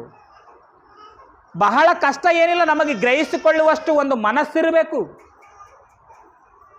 ಗ್ರಹಿಸಿಕೊಳ್ಳುವಷ್ಟು ಇವತ್ತು ಮನಸ್ಸಿದೆಯಾ ಯಾರಿಗಾದರೂ ಅಂತಂದರೆ ಎಲ್ಲಿರ್ತದೆ ಹೇಳ್ರಿ? ಎಲ್ಲಿರ್ತದೆ ಪ್ರೇರೆ ಗ್ರಹಿಸಿಕೊಳ್ಳುವಷ್ಟು ಮನಸ್ಸು? ಮನುಷ್ಯನಿಗೆ ಸ್ವೀಕರಿಸಿಕೊಳ್ಳುವಷ್ಟು, ದೇವರ ಮಾತಾಗಿರ್ಬೋದು, ಹಿರಿಯರ ಮಾತಾಗಿರ್ಬೋದು, ಸ್ವೀಕರಿಸಿಕೊಳ್ಳುವಷ್ಟು ಜ್ಞಾನ ಏನಾದರೂ ಇದೆಯಾ ಅಂತಂದರೆ ಇಲ್ಲ ರೀ. ಮನುಷ್ಯನು ತನ್ನ ಇಚ್ಛೆಯಂತೆ ನಡೆಯುವುದಕ್ಕೆ ಆಲೋಚನೆ ಮಾಡ್ತಾನೆ. ಅದು ಮನೆಯಲ್ಲಾಗಿರ್ಬೋದು, ಅದು ಹೊರಗಡೆ ಆಗಿರ್ಬೋದು, ಹೌದಾ ಇಲ್ಲ? ತನ್ನ ಇಚ್ಛೆಯಂತೆ ನಡಿಬೇಕಂತ ಆಲೋಚನೆ ಮಾಡ್ತಾನೆ. ಯಾವುದೇ ಆಗಿರ್ಬೋದು, ತನ್ನ ಇಚ್ಛೆಯಂತೆ ನಡಿಬೇಕು, ತನ್ನ ಇಚ್ಛೆಯಂತೆ ಆಗಬೇಕು ಅಷ್ಟೇ. ಈ ಭೂಮಿಗೆ ನಾವು ಯಾಕೆ ಬಂದೀವಿ, ಈ ಭೂಮಿಯಲ್ಲಿ ನಾವು ಏನು ಮಾಡಬೇಕು, ನಾವು ಯಾಕೆ ಕ್ರಿಸ್ತನನ್ನು ಧರಿಸಿಕೊಂಡಿದ್ದೇವೆ, ಯಾಕೆ ನಾವು ಕ್ರಿಸ್ತನಲ್ಲಿ ಬದುಕುತ್ತಾ ಇದ್ದೇವೆ, ಈ ವಿಷಯಗಳು ಯಾರು ಆಲೋಚನೆ ಮಾಡೋದಿಲ್ಲ. ಇವತ್ತು ಸಮಾಜದ ಪರಿಸ್ಥಿತಿ ಒಂದು ಭಯಂಕರವಾದ ಅಯೋಮಯ ಸ್ಥಿತಿಯಲ್ಲಿ ಹೋಗ್ತಾ ಇದೆ. ಇವತ್ತು ದೇವರು ಬಾಧ್ಯತೆ ಕೊಟ್ಟನು ಒಂದು ನಮಗ, ಏನಂತ ಗೊತ್ತಾ? ಸಾಧ್ಯವಾದರೆ ಯೂದ ಪತ್ರಿಕೆ, ಸಾಧ್ಯವಾದರೆ ಯೂದ ಪತ್ರಿಕೆ 22ನೇ ವಚನ ಒಂದು ಸರ್ತಿ ನೋಡು. ಯೂದ ಪತ್ರಿಕೆ ಕೊನೆ ಸಂದರ್ಭದಲ್ಲಿ ಇರ್ತದೆ ಪ್ರೇರೆ. ಯೂದ ಪತ್ರಿಕೆ ದೇವರು ನಮಗೆ ಏನಂತ ಹೇಳೇನ ಗೊತ್ತಾ? ನಾವು ಏನು ಮಾಡಬೇಕು ಗೊತ್ತಾ?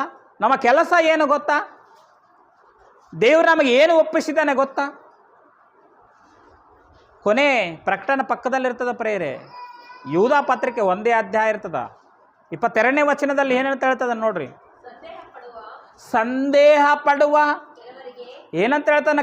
ಸಂದೇಹ ಪಡುವ ಕೆಲವರಿಗೆ ಕರುಣೆಯನ್ನು ತೋರಿಸಿರಿ. ಸಂದೇಹ ಪಡುವ ಪ್ರತಿಯೊಬ್ಬನಿಗೆ ಕರುಣೆಯನ್ನು ತೋರಿಸಿರಿ. ಏನಂತ ಹೇಳ್ತದೆ? ಅವರನ್ನು ಬೆಂಕಿಯ ಬಾಯಿ ಒಳಗಿಂದ ಎಳುಕೊಂಡು ರಕ್ಷಿಸಿರಿ ಅಂತ ಹೇಳ್ತಾ ಇದ್ದಾನೆ. ಸಂದೇಹ ಪಡುವರು ಈ ಭೂಮಿ ಮೇಲೆ ಬಹಳಷ್ಟು ಜನ ಇದ್ದಾರೆ. ಕ್ರಿಸ್ತನ ಮೇಲೆ ಸಂದೇಹ ಪಡುವಂಥವ್ರು, ಪರಲೋಕದ ಮೇಲೆ ಸಂದೇಹ ಪಡುವಂಥವ್ರು, ಬೈಬಲ್ ಮೇಲೆ ಸಂದೇಹ ಪಡುವಂಥವ್ರು ಈ ಭೂಮಿ ಮೇಲೆ ಅನೇಕರಿದ್ದಾರೆ. ಅವರನ್ನ ಏನಂತ ಕರುಣೆ ತೋರಿ, ಅವರಿಗೆ ಕರುಣೆಯನ್ನು ತೋರಿ ಬೆಂಕಿಯ ಬಾಳಿ ಒಳಗೆ ಬೀಳದಂತೆ ಅವ್ರನ್ನ ಸ್ವಲ್ಪ ಜನರನ್ನಾದರೂ ಎಳ್ಕೊಂಡು ಏನು ಮಾಡ್ಬೇಕಂತ್ರಿ? ರಕ್ಷಣೆ ಮಾಡ್ಬೇಕಂತ. ಈ ಮಾತುಗಳನ್ನೆಲ್ಲ ಬಿಟ್ಟುಬಿಟ್ಟಾರ.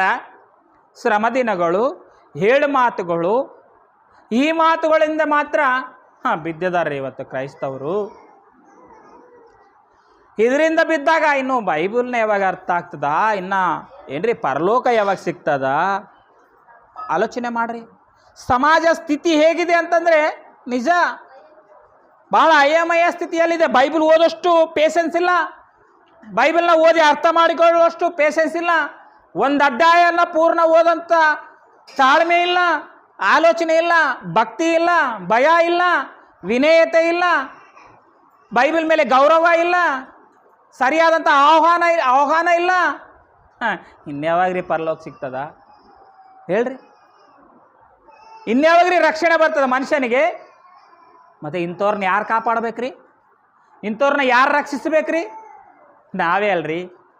Bible Open University India International ನಲ್ಲಿರ್ತಕ್ಕಂಥ ಪ್ರತಿಯೊಬ್ಬರು ಇವತ್ತು ನಾವು ಆಲೋಚನೆ ಮಾಡಿದ್ದಾದರೆ ಒಬ್ಬರು ಖಾಲಿ ಇಲ್ಲ ರೀ.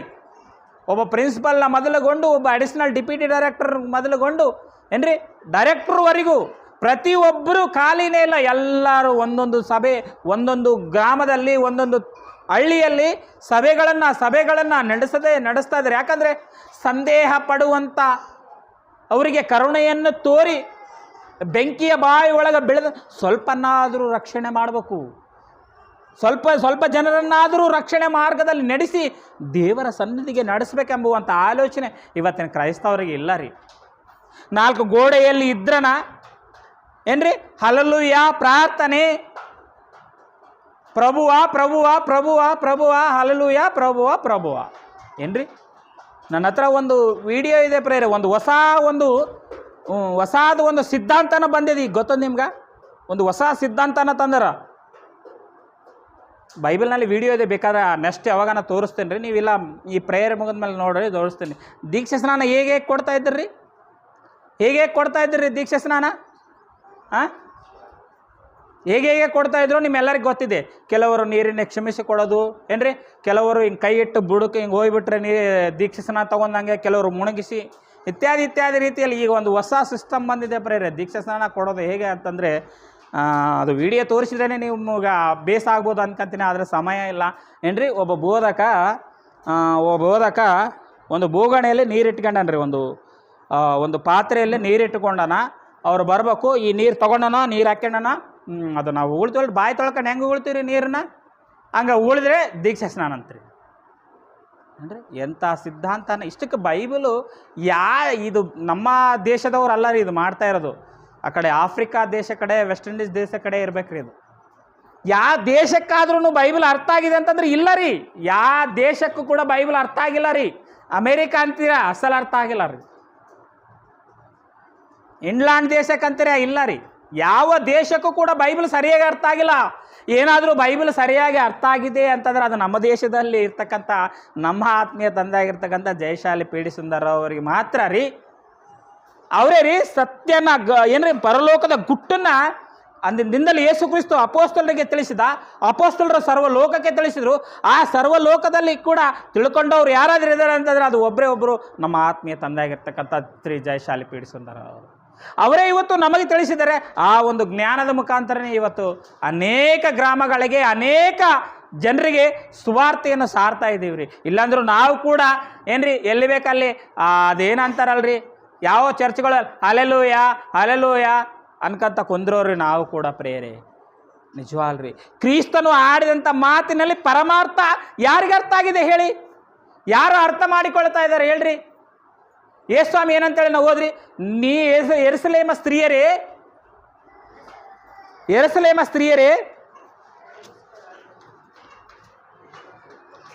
23ನೇ ಅಧ್ಯಾಯ, ಲೂಕನ ಬರೆಸುವಾರ್ತೆ 23ನೇ ಅಧ್ಯಾಯ 27ನೇ ವಚನ.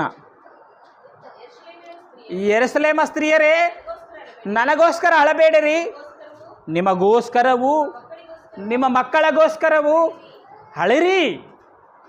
ನನಗೋಸ್ಕರ ಯಾಕೆ ಅಳ್ತೀರಮ್ಮ? ನಿಮ್ಮ ಮಕ್ಕಳು ಹೀಗೋ ಪಾಪವೆಂಬ ಜೇಲಿನಲ್ಲಿ ಬಿದ್ದಾರ, ಪಾಪವೆಂಬ ಬಂದಿಕಾನದಲ್ಲಿ ನಿಮ್ಮ ಮಕ್ಕಳು ಬಿದ್ದರಲ್ಲ, ಅವರು ಬಂದಿಕಾನದಿಂದ ಬಿಡುಗಡೆ ಆಗುವುದಕ್ಕಿದೆ, ಆ ಪಾಪದಿಂದ ಬಿಟ್ಟು ದೇವರ ಮಾರ್ಗದಾಗ ನಡೆಯೋದಕ್ಕೋಸ್ಕರ ಅಳರಿ ಅಂತೇಳಿ ಯೇಸು ಸ್ವಾಮಿ ಹೇಳಿದ್ರಿ. ಇಲ್ಲಯ್ಯ, ನಾನು ನಿಮಗೋಸ್ಕರನೇ ಅಳ್ತೀವಿ ಅಷ್ಟೇ. ಅವಾಗ ಹತ್ರ ಏನೋ ವಾಸ್ತವನ, ಇವಾಗೂ ಅಳ್ತೀರಿ ಅಂದ್ರೆ ಏನು ವಾಸ್ತವ ರೀ ಇದು? ಏನೋ ಯೇಸು ಕ್ರಿಸ್ತನವರು ಚಿತ್ರ ಹಿಂಸೆ ಹೊಂದುತ್ತಾ ಇದ್ದಾರಲ್ಲ, ಆ ದಿನದಲ್ಲಿ ನೋಡದ ಆಗದೇ ನಿಮಗೆ ದುಃಖ ಬಂದಿರ್ಬೋದು, ನೀವು ಅಳುವುದರಲ್ಲಿ ನ್ಯಾಯ ಇದೆ. ಮತ್ತು ಇವತ್ತು ಅಳ್ತಾ ಇದ್ರಿ ಅಂದ್ರೆ ಇವತ್ತು ಯಾವ ನ್ಯಾಯ ಇದೆ ಹೇಳ್ರಿ?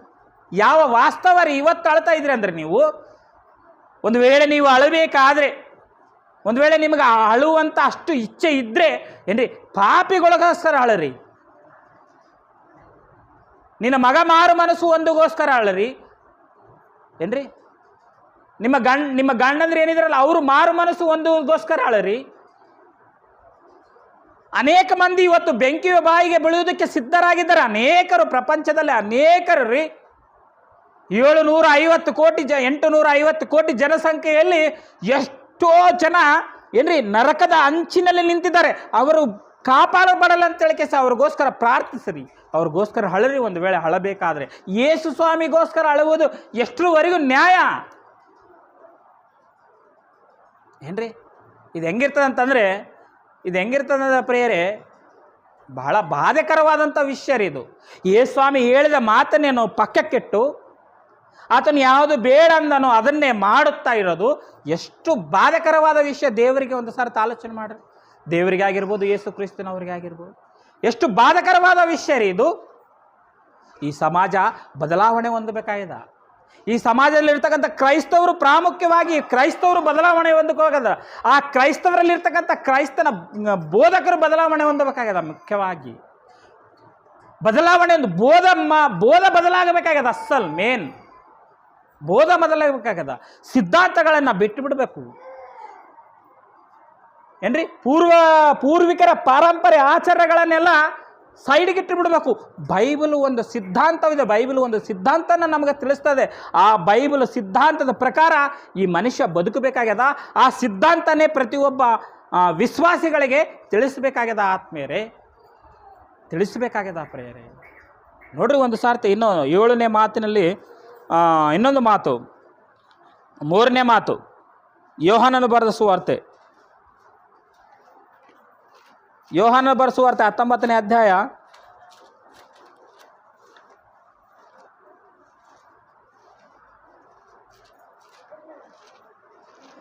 ಯೋಹಾನನು ಬರೆದ ಸುವಾರ್ತೆ 19ನೇ ಅಧ್ಯಾಯ 26ನೇ ವಚನ.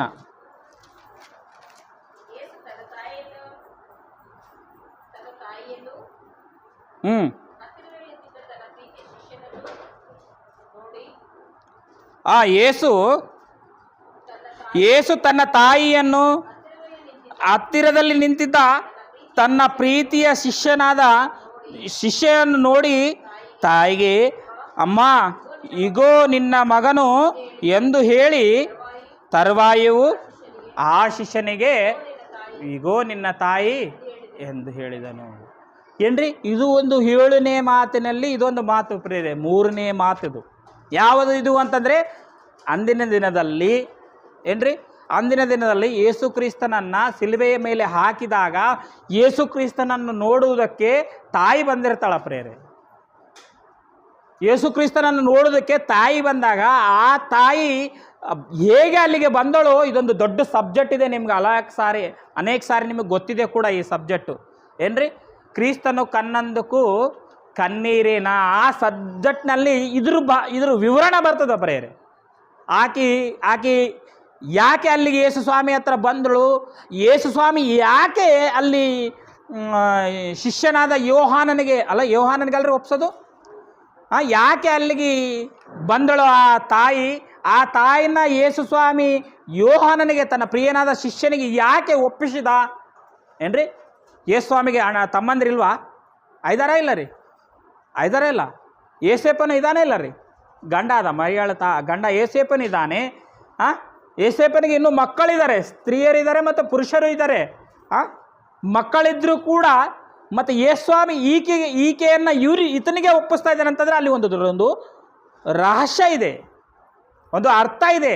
ಈ ಅರ್ಥ ಎಲ್ಲಿ ಬರ್ತದೆ ಅಂತಂದರೆ, ನಾವು ಕ್ರಿಸ್ತನ ಕನ್ನಂದಕ್ಕೂ ಕಣ್ಣೀರಿನ ಆ ಸಬ್ಜೆಕ್ಟಿನಲ್ಲಿ ಬರ್ತದೆ ಪ್ರೇರೆ. ನಿಮ್ಗೆ ಹೆಚ್ಚಿಗೆ ಹೇಳೋದು ಬೇಕಲ್ಲ, ಸಮಯ ಭಾಳ ಇಲ್ಲದಿರೋದ್ರಿಂದ ಭಾಳ ದೊಡ್ಡ ಸಬ್ಜೆಕ್ಟ್ ಇದೆಲ್ಲ ಏನ್ರಿ. ಈ ಸಿಲುಬೆ ಮೇಲೆ 7 ಮಾತುಗಳನ್ನು ವಿವರಿಸ್ತಾ ಹೋದ್ರೆ ಭಾಳ ದೊಡ್ಡ ಸಬ್ಜೆಕ್ಟ್ ಇದು ಏನ್ರಿ, ಭಾಳ ದೊಡ್ಡ ಸಬ್ಜೆಕ್ಟ್ ಇದು. ಇವತ್ತು ಈ ಸಮಾಜ ಇಷ್ಟು ದೊಡ್ಡ ಸಬ್ಜೆಕ್ಟನ್ನ ಕೇಳೋಷ್ಟು ಪೇಷನ್ಸ್ ಇಲ್ಲ ರೀ. ಐತೆ ಅಂತೀರ ಏನ್ರಿ. ಯೂಟ್ಯೂಬ್ನಲ್ಲಿ ನೋಡ್ತಾ ಇರ್ತಾರೆ ರೀ, ಎಷ್ಟು 1 ನಿಮಿಷ ವೀಡಿಯೋ ಇದ್ದರೆ ನೋಡೋದಾಗವಲ್ರಿ ಜನರಿಗೆ. 1 ನಿಮಿಷದಲ್ಲಿ 30 ಸೆಕೆಂಡಲ್ಲೇ ಕಲಾಸ್ ಮುಂದಕ್ಕೆ ಓಡಿಸ್ಬಿಡ್ತಾರೆ. ಯಾವುದರ ಮೆಸೇಜ್ ಇರಲ್ರಿ. ಇನ್ನು ಇಷ್ಟು ದೊಡ್ಡ ಸಬ್ಜೆಕ್ಟ್ ಕೇಳೋಷ್ಟು ಪೇಷನ್ಸು ಇವತ್ತಿನ ಸಮಾಜದಲ್ಲಿರ್ತಕ್ಕಂಥ ಜನರಿಗೆ ಇದೆ ಅಂತಂದ್ರೆ ಎಲ್ಲೇ ಐತ್ರಿ. ಅದಕ್ಕೆ ಏನು ಮಾಡಿಬಿಟ್ರೆ ಅಂತಂದರೆ, ಸ್ವಲ್ಪ ನೀರು ಕೊಡ್ರಿ. ಉಪೇಂದ್ರ ಅಣ್ಣ, ಸಂತೋಷ್ ಅಣ್ಣ ಆಗಿರ್ಬೋದು, ಇನ್ನು ಇತ್ಯಾದಿಗಳು ನಮ್ಮ ಅಣ್ಣನವ್ರು ಇದಾರಲ್ಲ, ಅವ್ರು ಏನು ಮಾಡ್ಯಾರ, ಶಾರ್ಟ್ ಮೆಸೇಜನ್ನು ನಮಗೆ ಯೂಟ್ಯೂಬ್ನಲ್ಲಿ ಇಡ್ತಾ ಇದ್ದಾರೆ. ಮತ್ತು ಫುಲ್ ಮೆಸೇಜ್ಗೂ ಯೂಟ್ಯೂಬ್ ನೀವು ಯಾವ್ದು ಇಷ್ಟ ಬರ್ತಾ ಅದನ್ನು ನೋಡ್ಕಪ್ಪ. ಈ ಜನರು ಶಾರ್ಟ್ ಮೆಸೇಜ್ ನೋಡೋಷ್ಟು ಕೂಡ ಪೇಷನ್ಸ್ ಇಲ್ಲದಂತ ಆಗಿ ಹೋಗಿಬಿಟ್ರೆ. ಯಾಕಂತಂದರೆ ಮನುಷ್ಯನಲ್ಲಿ ಬುದ್ಧಿ ಮಂಕಾಗೋಗಿದೆ ಆತ್ಮೀಯರೇ, ಮಂಕಾಗೋಗಿದೆ ಏನ್ರಿ. ಈ ಸಂದರ್ಭದಲ್ಲಿ ಒಪ್ಪಿಸ್ತಾ ಇದ್ದಾನಂತಂದರೆ ಯೇಸುಸ್ವಾಮಿ ಅವರು ಯೋಹಾನನಿಗೆ ತಾಯಿನ ಒಪ್ಪಿಸ್ತಾ ಇದ್ದಾನೆ. ಅದರಿಂದ ಒಂದು ದೊಡ್ಡ ರಹಸ್ಯನೇ ಇದೆ. ಅವರೆಲ್ಲರನ್ನು ಬಿಟ್ಟು ಬಂದುಬಿಟ್ಟಾಳ. ಯಾರು? ತಾಯಿ ಮರಿಯಾಳು. ಅವರೆಲ್ಲರನ್ನ ಬಿಟ್ಟು ಬಂದಿರೋ ವಿಷಯ ಯಾರಿಗೆ ಗೊತ್ತಾಗಿದೆ? ಅಲ್ಲಿರ್ತಕ್ಕಂಥ ಯೋಹಾನನಿಗೆ ಗೊತ್ತಿಲ್ಲ ರೀ. ಯೋಹಾನನಿಗೆ ನನಗೆ ಗೊತ್ತಾ? ಯಾರಿಗೆ ಗೊತ್ತಾಗಿದೆ? ಎಲ್ಲರನ್ನೂ ತ್ಯಜಿಸಿ ಬಂದಾಳ, ಮನೆ ಬಿಟ್ಟು ಬಂದಾಳ, ನನ್ನ ತಾಯಿ ನನ್ನ ನೋಡಕ್ಕಂತೇಳಿ ಯಾರಿಗೆ ಗೊತ್ತಾಗಿದೆ? ಯೇಸುಸ್ವಾಮಿಗೆ ಗೊತ್ತಾಗಿದ್ರಿ. ಯೇಸುಸ್ವಾಮಿಗೆ ಗೊತ್ತಾಗಿರುವುದರಿಂದನೇ ಆ ದಿನದಲ್ಲಿ ಯೋಹಾನನಿಗೆ ಒಪ್ಪಿಸಿದ. ಅದನ್ನು ಬಿಟ್ಟುಬಿಟ್ರೆ, ಇವೆಲ್ಲ ಸಂದರ್ಭನ ಬದಿಗಿಟ್ಟುಬಿಟ್ರೆ ಸೈಡ್ಗೆ. ಇದು ಒಂದು ಮಾತು. ಈ ಮಾತಿನಲ್ಲಿ ಅಷ್ಟೇ ಅರ್ಥ ಇದೆಯಾ? ಬೇರೆ ಮಾತುಗಳಲ್ಲಿ ಅರ್ಥ ಇಲ್ವಾ? ಯೇಸುಸ್ವಾಮಿ ಇಷ್ಟೇ ಮಾತಾಡಿದಾನ? 33 ವರ್ಷ ಭೂಮಿ ಮೇಲೆ ಬದುಕಿದ್ದು ಸುವಾರ್ತೆ ಸಾರಣಂದ್ರೆ ಇಷ್ಟೇ ಮಾತುಗಳನ್ನು ಮಾತಾಡೋಣ. ಮತ್ತು ಇನ್ನು ಏನು ಮಾತಾಡಿಲ್ವಾ? ಇನ್ನು ಏನು ಯಾವ ಸಂದರ್ಭನ ಹೇಳಿಲ್ವಾ?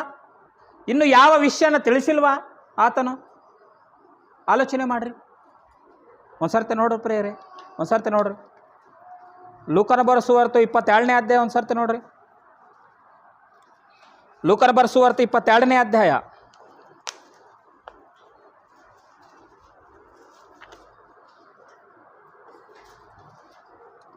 ಲೂಕನ ಬರೆಸುವಾರ್ತೆ 22ನೇ ಅಧ್ಯಾಯ 67ರಿಂದ 70ನೇ ವಚನದವರೆಗೂ. ನೀನು ಕ್ರಿಸ್ತನಾಗಿದ್ದರೆ ನಮಗೆ ಹೇಳು ಅಂದನು. ಆತನು ಅವರಿಗೆ, ನಾನು ನಿಮಗೆ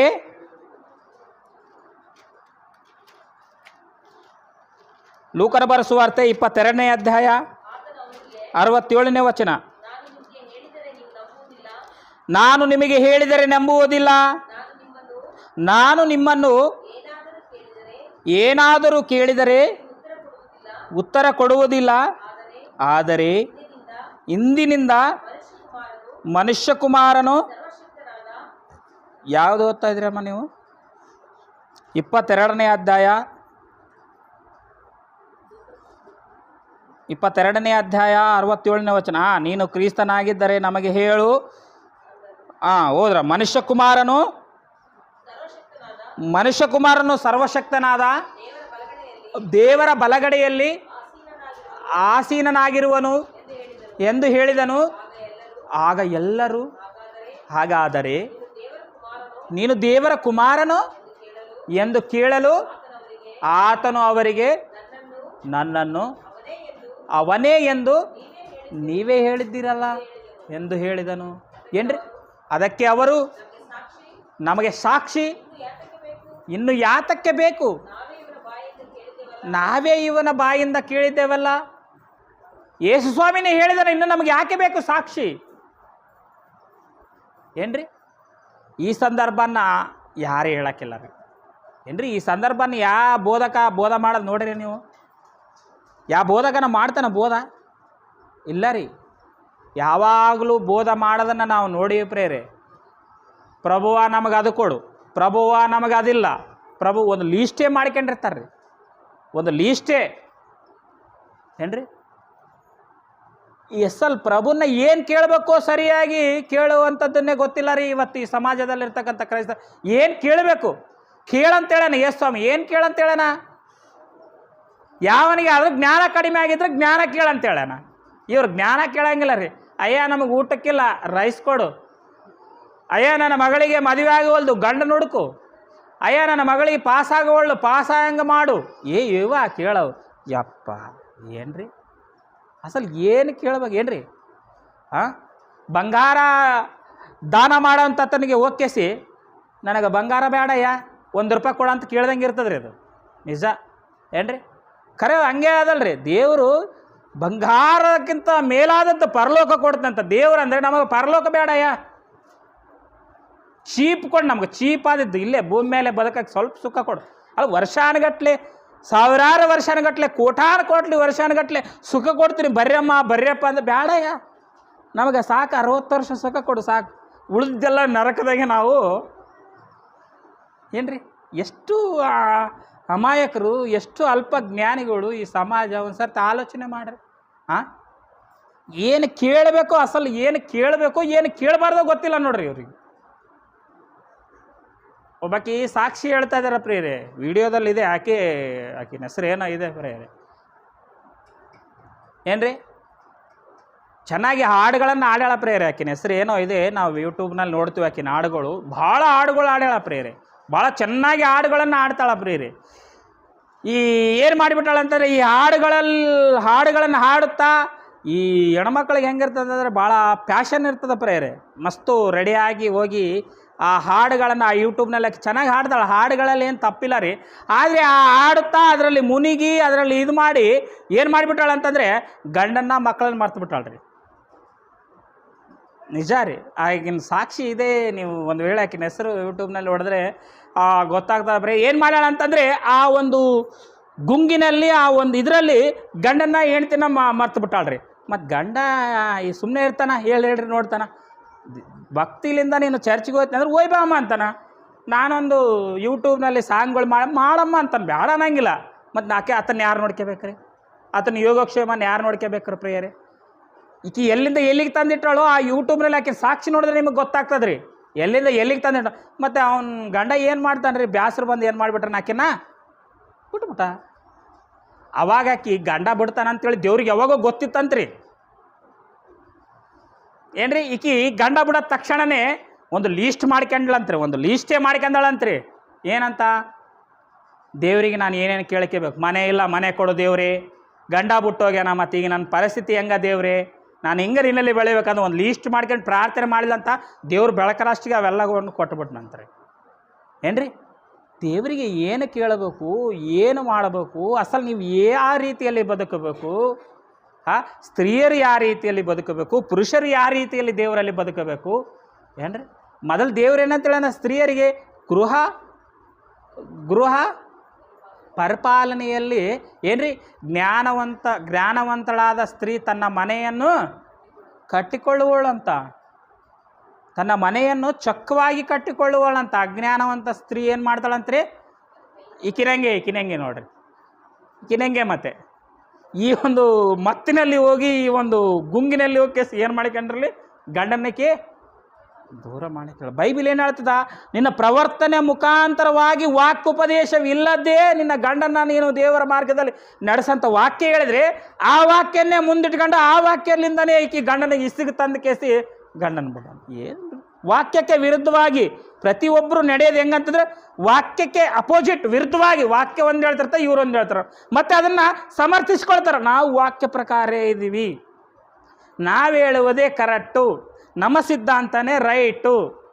ಏನ್ರಿ ಇದು? ಏನ್ರಿ ಈ ಸಮಾಜಕ್ಕೆ ಏನಾಗಿದೆ ಇವತ್ತು? ಈ ಸಮಾಜನ ಬದಲಾಯಿಸುವವರು ಯಾರಿಗೆ ಆಗಿ ಬದುಕ್ತಾ ಇದ್ದಾರೆ ಅನ್ನೋದೇ ಗೊತ್ತಿಲ್ಲ ರೀ. ಹೇಳೋದೇನೋ ದೇವ್ರಿಗೋಸ್ಕರ, ಮಾಡೋದೇನೋ ತಾವು ಪ್ಯಾಷನ್. ಸ್ತ್ರೀಯರಾಗಿರ್ಬೋದು ಪುರುಷರಾಗಿರ್ಬೋದು ರೀ, ಅವ್ರಿಗೆ ಅಷ್ಟೇ ಅಲ್ಲ ಅಂತ ಹೇಳೋದು. ಹೆಸರೇನೋ ದೇವರ ಹೆಸರು, ಮಾಡೋದೇನೋ ಪ್ಯಾಷನ್. ಮನೆ ಮಠ ಹಾಳಾಗಿ ಹೋಗಲಿ ಏನ್ರಿ. ಒಂದು ಅಸಲು ಬೈಬಲ್ನಲ್ಲಿ ಒಪ್ಪುವಂಥ ಕೆಲಸ ಏನಾದರೂ ಇವ್ರು ಮಾಡ್ತಾರಂತಾರೆ? ಇಲ್ಲ ರೀ, ಮನುಷ್ಯ ಒಪ್ಪುವ ಕೆಲಸ ಮಾಡ್ತಾರೆ. ಯಾರನ್ನ ಹೇಳಿ 24 hours ದೇವರಲ್ಲಿರ್ತಾನಪ್ಪ ಅಂತಾರೆ. 24 hours ದೇವರಲ್ಲೇ, 24 hours ದೇವರಲ್ಲಿದ್ದರೆ ಮತ್ತು ನಿನ್ನ ಮಕ್ಕಳು ಮತ್ತು ನೀನು ಹೇಳ್ತೀನಿ ಇವ್ರ ಪರಿಸ್ಥಿತಿ ಏನಾಗಬೇಕು? ನೀನು 24 hours ದೇವರಲ್ಲಿ ಇರು, ಬೇಡ ಅಂತ ಹೇಳಲ್ಲ. 24 hours ದೇವರಲ್ಲಿದ್ದ ಮತ್ತು ಇವ್ರ ಸ್ಥಿತಿ ಹೆಂಗ? ಇವ್ರೇನು ಭಿಕ್ಷೆ ಬೇಡಬೇಕಾ? ಇಲ್ಲ ಯಾವನ ಬಾವಿ ಏನನ್ನ ನೋಡ್ಕೋಬೇಕಾ? ಏನು ರೀ? ಹೆಸರು ಯಾರ್ದು? ದೇವ್ರದ್ದು. ಪ್ರೇರಾಗಿರ್ತಕ್ಕಂಥ ಆತ್ಮೇರೆ ನಿಜವಾಗ್ರಿ ದೇವ್ರನ್ನ ಮಹಿಮೆ ಪಡಿಸ್ಬೇಕಂತಂದ್ರೆ ಬೈಬಲ್ ಯಾವ ರೀತಿ ಹೇಳ್ತದೋ ಆ ರೀತಿಯಲ್ಲಿ ದೇವ್ರನ್ನ ಮಹಿಮೆ ಪಡಿಸ್ಬೇಕು. ನಿನ್ನೆಷ್ಟ ಬಂದಂಗೆ ನೀನು ಮಹಿಮೆ ಪಡಿಸಿ ದೇವ್ರು ಕೂಡ ಒಪ್ಪಿಯಂಗಿಲ್ಲ ಅವೆಲ್ಲ. ದೇವ್ರೇನಂತಾನ? ದೇವ್ರೇ ಯೇಸು ಸ್ವಾಮಿಗೆ ಹೇಳ್ತಾರಂತ್ರಿ, ಅಯ್ಯ ನಿನ್ನ ನಾಮದಲ್ಲಿ ನಾನು ದೆವ್ವ ಬಿಡಿಸಿದೆ, ನಿನ್ನ ನಾಮದಲ್ಲಿ ಅದು ಮಾಡಿ ಇದು ಮಾಡಿ, ಅಕ್ರಮ ಮುಚ್ಚೈಲಾರ ನಾಯೊದ್ದನ್ನು ಮೀರು ತೊಲಗಿ. ನೀವು ಯಾರು ನನಗೆ ಅಸಲು ಗೊತ್ತಿಲ್ಲ ಅಂತನ್ರಿ. ನಿನ್ನ ಹೆಸರಿನಲ್ಲಿ ದೆವ್ವ ಬಿಡಿಸಿದೆ, ನಿನ್ನ ಹೆಸರಿನಲ್ಲಿ ನಾನು ಆ ಸೂಚಕ ಆ ದಾನ ಮಾಡಿದೆ, ಆ ಧರ್ಮ ಮಾಡಿದೆ.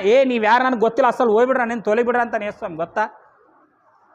ಪ್ರಭುವ ಅನ್ನುವವರಿಗೆ ಪರಲೋಕ ರಾಜ್ಯ ಸಿಗಂಗಿಲ್ಲ ರೀ, ಸಿಗಂಗಿಲ್ಲ. ಪ್ರಿಯರಾಗಿರ್ತಕ್ಕಂಥ ಆತ್ಮೀಯರೇ ನೋಡ್ರಿ, ಒಂದು ಸರ್ತಿ 4ನೇ ಮಾತು ನೋಡ್ರಿ, ಮುಗಿಸ್ಬಿಡೋಣ. ಇನ್ನೂ 5-10 ನಿಮಿಷ, 1 ತಾಸು ಆಗಿಲ್ಲ. ಮತ್ತಾನ ಬರೆಸುವಾರ್ತೆ 27ನೇ ಅಧ್ಯಾಯ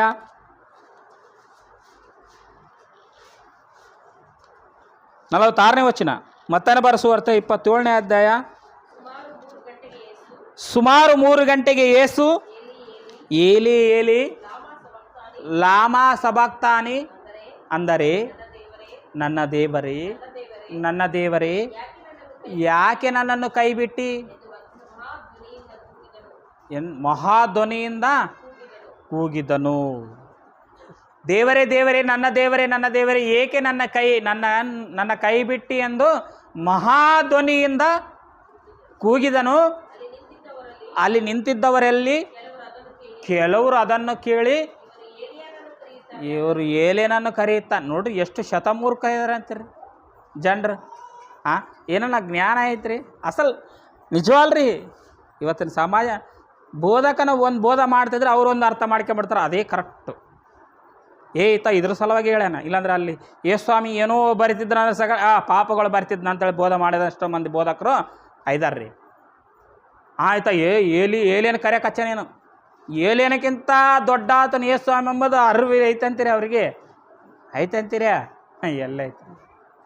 ಯೇಸು ಸ್ವಾಮಿ ಏಲೇನಕ್ಕಿಂತ, ಅಬ್ರಹಾಮನಕ್ಕಿಂತ, ಇಸಾಕನಕ್ಕಿಂತ, ಯಾಕೋಬನಕ್ಕಿಂತ, ಏನ್ರಿ ನೋಬಾವನಕ್ಕಿಂತ ಅವರೆಲ್ಲರಿಗಿಂತ ಮುಂಚಿತವಾಗಿ ಇದ್ದಾತನು ಯೇಸು ಸ್ವಾಮಿ. ಅವರೆಲ್ಲರಿಗಿಂತ ದೊಡ್ಡ ಆತನು ನೋಡ್ರಿ. ಶರೀರ ದರ್ಶನ ಬಂದನಲ್ಲ, ದಾಸನ ಸ್ವರೂಪವನ್ನು ದರ್ಶನ ಬಂದನಲ್ಲ, ಬಂದ ತಕ್ಷಣವೇ ಏನ್ರಿ ಇವರು ಭಾಳ ಚೀಪಾಗಿ ನೋಡಿಬಿಟ್ರೆ ಯೇಸು ಕ್ರಿಸ್ತನ 1ನೇ ಶತಮಾನದಲ್ಲಿ ಇದ್ದವರು. ಹೆಂಗಂತಂದ್ರೆ ಈ ಜನರು ಬೇಡ ಬಿಡ್ರಿ, ಸ್ಟೋರಿ ದೊಡ್ಡದಾಗ್ತದ. ಹೆಂಗಂದ್ರೆ ಈ ಜನರು ಹಂಗೇ ರೀ. ಪ್ರೇರಾಗಿರ್ತಕ್ಕಂಥ ಆತ್ಮೇರೆ ಹೋದ್ರಮ್ಮ. ಅಲ್ಲಿ ಇಲ್ದವರು ಕೆಲವರು ಆತನ ಕೇಳಿ ಈತನು ಏಲಿಯನು ಕರೆಯುತ್ತಿದ್ದಾನೋ. ಕೂಡಲೇ ಅವರಲ್ಲಿ ಒಬ್ಬರು ಓಡಿ ಹೋಗಿ ಸಾಕು ಪ್ರೇರೆ ಸಾಕು, ಈತನು ಏಲಿಯನು ಕರೆಯುತ್ತಿದ್ದಾನು. ಯೇಸು ಸ್ವಾಮಿ ಬಾಯಿ ಒಳಗಿಂದ ಒಂದು ಮಾತು ಹೊರಗಡೆ ಬಂದಿದೆ ಅಂತಂದರೆ ಆ ಮಾತಿನಲ್ಲಿ ಏನು ಅರ್ಥ ಇರ್ತದ ಏನ್ರಿ? ಯೇಸು ಸ್ವಾಮಿಯವರ ಬಾಯಿ ಒಳಗಡೆಯಿಂದ ಒಂದು ಮಾತು ಹೊರಗೆ ಬಂದಿದೆ ಅಂತಂದರೆ ಆ ಮಾತಿನಲ್ಲಿ ಒಂದು ಪರಮಾರ್ಥವಿರ್ತದ, ಒಂದು ರಹಸ್ಯವಿರ್ತದ. ಆ ಮಾತುಗಳನ್ನೆಲ್ಲ ಸೈಡಿಗೆ ಇಡ್ತಾರ್ರಿ. ಅಷ್ಟು ಆಲೋಚನೆ ಮಾಡೋಷ್ಟು ಪೇಷನ್ಸ್ ಇರಂಗಿಲ್ಲ ರೀ. ಇದು ಒಂದು ಮಾತು, ಇದು ಎಷ್ಟನೇ ಮಾತು? 4ನೇ ಮಾತು ಅಂತೇಳಿ ಬರ್ಕೊಂಬಿಟ್ರಿ. ಇವತ್ತು ಎಲ್ಲರೂ ಬರ್ಕೊಂಬಿಟ್ರ ಪ್ರೇರೆ. ಕ್ರಿಸ್ತನು ಮಾಡಿದ ಬೋಧದಲ್ಲಿ ಎಷ್ಟೋ ಸಂಗತಿಗಳಿದಾವ, ಆತನು ಹೇಳಿದಂಥ ಎಷ್ಟೋ ಸಂಗತಿಗಳಿದಾವ ಗೊತ್ತಾ? ಏನಂತಾನ್ರಿ ಯೇಸು ಸ್ವಾಮಿ ಒಂದು ಸಂದರ್ಭದಲ್ಲಿ ಏನಂತಾನ? ಅದು ಈ ದೇವಾಲಯವನ್ನು ಕೆಡುವಿರಿ ಏನ್ರಿ, ನಾನು 3 ದಿನದಲ್ಲಿ ಇದನ್ನು ಕಟ್ತೀನಿ ಅಂತಂದಾಗ ಅವ್ರು ಏನಂತಂದ್ರಿ ಅಲ್ಲಿದ್ದವರು? ಇದೇನು ಇಷ್ಟು ದೊಡ್ಡ ದೇವಾಲಯನ 3 ದಿವಸದಲ್ಲಿ ಕಟ್ತಾನಂತಿತ್ತ? ಸೊಲೊಮೋನ್ ಮಹಾರಾಜು ಎಷ್ಟೋ ವರ್ಷಗಳು ಎಷ್ಟೋ ಮಂದಿನಿಟ್ಟು ಕಟ್ಟ್ಯಾನ, ಈತೇನು 3 ದಿನಗಳು ಯಾವುದ್ರ ಬಗ್ಗೆ ಹೇಳ್ಯಾನಂತ ಏನನ್ನ ಐತೆ ಆಲೋಚನೆ ಹೇಳ್ರಿ? ಈತೇನು ಕಟ್ತಾರ 3 ದಿವಸದಲ್ಲಿ ಈ ದೇವಾಲಯವನ್ನು? ಈಗ ಒಂದು ವಾಡೆ ಕಟ್ಟಕ್ಕೆ 20 ಫೀಟ್ ಉದ್ದದ್ದು 3 ದಿನ ಆಗ್ತದೆ ನಮ್ಮ ಮೇಸನ್ರಿಗೆ. ಇತೇನು ಇಷ್ಟು ದೊಡ್ಡ ದೇವಾಲಯನ 3 ದಿನದಲ್ಲಿ ಕಟ್ತಾರೆ. ಯಾವ ದೇವಾಲಯದ ಬಗ್ಗೆ ಹೇಳಲ್ಲ, ಯಾವುದ್ರ ಬಗ್ಗೆ ಏನೇನು ಆಲೋಚನೆ. ಇವನನ್ನು 3 ದಿನ ರಾತ್ರಿ ಆಗಲು ಮೀನಿನ ಹೊಟ್ಟೆಯಲ್ಲಿ ಇದ್ದಾಗೆ ಭೂಮಿಯೊಳಗೆ ಭೂಗರ್ಭದೊಳಗೆ ಮನುಷ್ಯ ಕುಮಾರನು 3 ರಾತ್ರಿ 3 ಹಗಲು ಇರುವನು ಏನ್ರಿ. ಸ್ವಾಮಿ ಆಡಿದಂಥ ಮಾತಿನಲ್ಲಿ ಒಂದು ಪರಮಾರ್ಥ ಇರ್ತದ್ರಿ. ಮನುಷ್ಯನಿಗೆ ಬದಲಾವಣೆ ಆಗುವಂಥ ಸಂದರ್ಭ ಇರ್ತದ್ರಿ. ಮನುಷ್ಯನಿಗೆ ದೇವರ ಒಂದು ಶಕ್ತಿ ಪ್ರಭಾವ ಎಂಥದ್ದಂತ ಆ ಮನುಷ್ಯನಿಗೆ ಅರಿವು ಹುಟ್ಟಿಸುವುದಕ್ಕಾಗಿ ಏನ್ರಿ ಮಹಾ ಜ್ಞಾನ ಸಂಗತಿ ಅವೆಲ್ಲ ಹೇಳಿದ್ದು. ಮಾಮೂಲಿ ಮಾತಲ್ಲ ರೀ ಸ್ವಾಮಿ ಹೇಳಿದ್ದು. ಈ ದೇವಾಲಯವನ್ನು ಕೆಳವ್ರಿ 3 ದಿನದಲ್ಲಿ ನಾನು ಕಟ್ತೀನಿ ಅಂತಂದ್ರೆ ಆ ದೇವಾಲಯದ ಬಗ್ಗೆ ಅಲ್ಲ, ಈ ದೇವಾಲಯದ ಬಗ್ಗೆ ಸ್ವಾಮಿ ಹೇಳಿದ್ದು. ಗೊತ್ತಾ, ಇದನ್ನು ಸಿಲುಬೆಯ ಮೇಲೆ ಹಾಕ್ತಾರಾ, ನನ್ನ ಚಿತ್ರಹಿಂಸೆ ಕೊಟ್ಟು ಸಾಯಿಸುತ್ತಾರಾ, ನಾನು 3ನೇ ದಿನದಲ್ಲಿ ಎದ್ದು ಬರ್ತೀನಂತ ಸ್ವಾಮಿ ಎಷ್ಟೋ ಸಂದರ್ಭಗಳಲ್ಲಿ ಉದಾಹರಣೆಗಾಗಿ ಉಪಮಾನ ರೀತಿಯಲ್ಲಿ ಅಂದರೆ ಸ್ವಾಮಿ ರೂಪದಲ್ಲಿ ಹೇಳಿದ್ರು ಕೂಡ ಇದು ಏನೋ ಹೇಳ್ತಾನೆ. ಯಾರಿಗೆ ಅರ್ಥ ಆಯ್ತು? ಯಾರಿಗೆ ಅರ್ಥ ಆಗಿಲ್ಲ ರೀ, ಯಾರಿಗೆ ಅರ್ಥ ಆಗಿಲ್ಲ ಪ್ರಿಯರೇ. ನಮ್ಮೆಲ್ಲರಿಗೆ ಗೊತ್ತಿದೆ ಸ್ವಾಮಿ ಸಮಾಧಿಯಲ್ಲಿಟ್ಟಾಗ ದೇವದೂತರುಗಳು ಬಂಡೆ ಬಂದು ತೆಗೆದು ಸ್ವಾಮಿ ಹೊರಗೆ ಹೋದಾಗ ಅಲ್ಲಿ ಕೆಲವು ಶ್ರೀಗಳನ್ನು ಹೋಗಿ ನೋಡಿ ಅವ್ರು ಹೋಗಿ ಅಪೋಸ್ತರು ಎಷ್ಟು ಆಶ್ಚರ್ಯ ಪಡ್ತಾರೆ. ಆ ಒಂದು ಸಾಂಗಿನಲ್ಲಿ ನಾವು ನೋಡಿ ಎಷ್ಟು. ಮತ್ತು ಸ್ವಾಮಿ ಬದುಕಿದಾಗ ಎಷ್ಟೋ ಸಲ ಹೇಳಿದ್ನಲ್ಲ, ಮತ್ತು ಅವಾಗ ಆಶ್ಚರ್ಯ ಪಡೋಕ್ಕಾಗಲಿಲ್ವ ಅವ್ರಿಗೆ? ಅವಾಗ ಅರ್ಥ ಆಗಿಲ್ಲ ಅರ್ಥ ಆಗಿಲ್ಲ ಅಷ್ಟು ಆಶ್ಚರ್ಯ ಹಾಕ್ಬಿಡ್ತಿದ್ರು ಅವರು. ತೋಮನಂತ ಇಲ್ಲ ನನ್ನ ಮುಟ್ಟಿ ನೋಡೋವರೆಗೂ ಅದು ಏನು ಗಾಯಗಳನ್ನ ಮುಟ್ಟಿ ನೋಡೋವರೆಗೂ ನಾನು ನಂಬಂಗಿಲ್ಲ ಅಂತಂದು. ಯಾಕೆ ನಂಬಂಗಿಲ್ವಾ? ಮತ್ತು ಎಷ್ಟೋ ಮಂದಿ ಸತ್ತವ್ರನ್ನ ಬಯಸ್ನಲ್ಲ. ಲಾಜರ್ ಸತ್ತು ಎಷ್ಟು ದಿವಸ ಆಗಿತ್ತು ರೀ? 3 ದಿನ ಆಯ್ದಂಥ ಲಾಜರ್ನೇ ಸ್ವಾಮಿ ಬದುಕಿಸಿಲ್ಲ. ಮತ್ತು ಅವಾಗ ನಂಬಕ್ಕಾಗಲಿಲ್ವಾ? ಅವಾಗೇನೋ ಬಲೆ ಅಂತೇಳಿ ಎಷ್ಟೋ ಜನರು ಯೇಸು ಕ್ರಿಸ್ತನ ಹೊಗಳಿದ್ರು. ಮತ್ತು ಅವಾಗ ನಂಬಲಿಲ್ವ ನೀವು? ಯಾರು ಅಷ್ಟೇ. ಏನಂತಂದರೆ ಅದೇನೋ ಅಂತಾರ ಪ್ರೇರೆ, ಕನ್ನಡದಲ್ಲೇ ಐತ್ರಿ, ಗೆದೆತಾನ ಗಂಗಮ್ಮ ಗೆದ್ದ ಮೇಲೆ ನಮ್ಗೆ ಯಾರು ಗೊತ್ತಿಲ್ಲ ಅಂತ ಹೇಳ್ತಾರೆ ರೀ. ನಿಜವಲ್ರಿ, ಹಂಗೆ ಇದಾರೆ ರೀ ಜನರು. ಏನಾನು ಲಾಭ ಸಿಗ್ತದೆ ಅನ್ಕೋ, ಲಾಭ ಕೊಡುವಂಥ ವ್ಯಕ್ತಿ ಬಲೆ ಅಂತಾರೆ. ಲಾಭ ಸಿಕ್ಕ ಮೇಲೆ ಯತೇನ ಯಾರೇನಪ್ಪ ಗೊತ್ತಿಲ್ಲ, ಹಂಗೆ ಇದಾರೆ ರೀ ಅವರು. ಸಮಾಜದ ಸ್ಥಿತಿ ಹಂಗಿದೆ ರೀ. ಮಹಾತ್ಮನು ಪರಲೋಕದಲ್ಲಿ ದೇವರ ಬಲಗಡೆಯಲ್ಲಿ ಸಿಂಹಾಸನದಲ್ಲಿ ಕುಂತಿದ್ದಂಥ ವ್ಯಕ್ತಿ, ಒಬ್ಬ ಮಹಾನ ಶಕ್ತಿವಂತನಾದಂಥ ವ್ಯಕ್ತಿ ಏನ್ರಿ. ಈ ಶತಮೂರ್ಖರು ಈ ಲೋಕದಲ್ಲಿರ್ತಕ್ಕಂಥ ನಮಗೋಸ್ಕರ ಏನ್ರಿ ಯಾವುದಕ್ಕೂ ಕೆಲಸಕ್ಕೆ ಬರಲಾರ್ದಂಥ ವೇಸ್ಟ್ ಬಾಡಿಗಳು ನಾವೆಲ್ಲರೂ. ನಮ್ಮಂಥವ್ರಿಗೋಸ್ಕರ ಏನನ್ನ ನಾವು ಯಾವುದಕ್ಕನ ಸಂಬಂಧಪಟ್ಟು ಒಯ್ದೀವಿ ರೀ ನಾವು? ಏನಿಲ್ಲ ರೀ. ಯಾವಾಗಲೂ ಏನು ತಿನ್ನಲಿ, ಏನು ಕೊಡಲಿ, ನಮ್ಮ ಸಂಸಾರ ಹೆಂಗೆ ನೋಡ್ಕೊಳ್ಳಿ, ಯಾವ ಮನೆ ಕಟ್ಟಲಿ, ಯಾವ ಬೈಕ್ ತಗಲಿ, ಇದರಲ್ಲೇ ಮುಳುಗಿ ಸಾಯುವಂಥ ನಮಗೋಸ್ಕರ ಏನ್ರಿ ಅಲ್ಲಿಂದ ಒಬ್ಬ ದಾಸನ ಸ್ವರೂಪವನ್ನು ಧರಿಸಿಕೊಂಡು ಬಂದು ನಮಗೋಸ್ಕರ ರಕ್ತ ಸುರಿಸಿದಂಥ ವ್ಯಕ್ತಿ ಬಗ್ಗೆ ನಾವು ಏನಂತ ಆಲೋಚನೆ ಮಾಡ್ತಾಯಿದ್ದೀವಿ? ಆ 7 ಮಾತುಗಳು ಅಷ್ಟೇ. ನೀನು ಈ ಮಾತಾಡಪ್ಪ ಅಂಜ, ರವಿ ನೀನು ಈ ಮಾತು ಓದಪ್ಪ. ಓದಿದರೆ ಅತ್ತಿಗೇನು ಅರ್ಥ? ಓದಿದತ್ತಿಗೇನು ಅರ್ಥ ಆಯಿತು? ಓದಿದತ್ತು ಇತ್ತಿಗೇನು ಅರ್ಥ ಆಯಿತು? ಹೋಗ್ಲಿ, ಓದಕ್ಕೆ ರೆಫರೆನ್ಸ್ ಕೊಟ್ಟಿದ್ದಲ್ಲ, ನಿನಗೇನು ಅರ್ಥ ಆಗ್ಯದ? 7 ಜನರಿಗೆ 7 ಮಾತುಗಳಂತ್ರಿ. ನನಗೊಬ್ಬರು ಫೋನ್ ಮಾಡಿದ್ದಾರೆ ನಿನ್ನೆ, ಅಣ್ಣ ಇವತ್ತು ಶುಕ್ರವಾರ ನಮ್ಮ ಚರ್ಚಿನಲ್ಲಿ ಪ್ರೇಯರ್ ಇರ್ತದೆ ಅಣ್ಣ, ಬರಿಬೇಕಂತಂದರೆ ನೋಡಪ್ಪ ನಾನು ಸಬ್ಜೆಕ್ಟ್ ಹಿಂಗಿರ್ತದೆ ನೋಡಿ. ಇಲ್ಲ ಅಣ್ಣ 7 ಮಾತು ನಾನು ಹೇಳಿದ್ರೆ ಇದೇ ಸಬ್ಜೆಕ್ಟ್ ಹೇಳ್ದಂತ ಹೇಳಿದಾರೆ. ಇಲ್ಲ ಅಣ್ಣ 7 ಮಾತು 7 ಮಂದಿಗೆ ಒಪ್ಪಿಸ್ಬಿಟ್ಟಿವಿ ನಾವು ಅಂತ. ಅಂದರೆ 7 ಮಾತು 7 ಮಂದಿಗೆ ಒಪ್ಪಿಸ್ಬಿಟ್ರೆ ಅಂತಾರೆ. ನೀನು ಈ ರೆಫರೆನ್ಸ್ ಓದ್ಬೇಕು. ಏನು ಓದಿದವನಿಗೆ ಏನು ಅರ್ಥ ಆಗ್ತದ? ಓದಕ್ಕೆ ಕೊಟ್ಟವನಿಗೆ ಏನು ಅರ್ಥ ಆಗ್ಯದ? ಅಸಲು ಬೈಬಲ್ ಯಾರಿಗೆ ಅರ್ಥ ಆಗ್ಯದ ಹೇಳ್ರಿ? ಯಾರಿಗೆ ಅರ್ಥ ಆಗ್ತದೆ ಹೇಳ್ರಿ? ಯಾರಿಗೇನು ಅರ್ಥ ಆಗ್ತದ ಅಂದರೆ ಇಲ್ಲ ರೀ. ಎಲ್ಲರೂ ಸ್ವಂತ ಕಾರ್ಯಗಳ ಮೇಲೆ ಮನಸ್ಸಿಟ್ಟಿದ್ದಾರೆ ಹೊರತು ಯೇಸು ಕ್ರಿಸ್ತನ ಕಾರ್ಯದ ಮೇಲೆ ಯಾರಿಗೂ ಮನಸ್ಸು ಇಲ್ಲ ರೀ. ಏನೋ ಅದೊಂದು ಫಾರ್ಮಾಲಿಟಿ, ಅದೊಂದು ಫಾರ್ಮಲ್.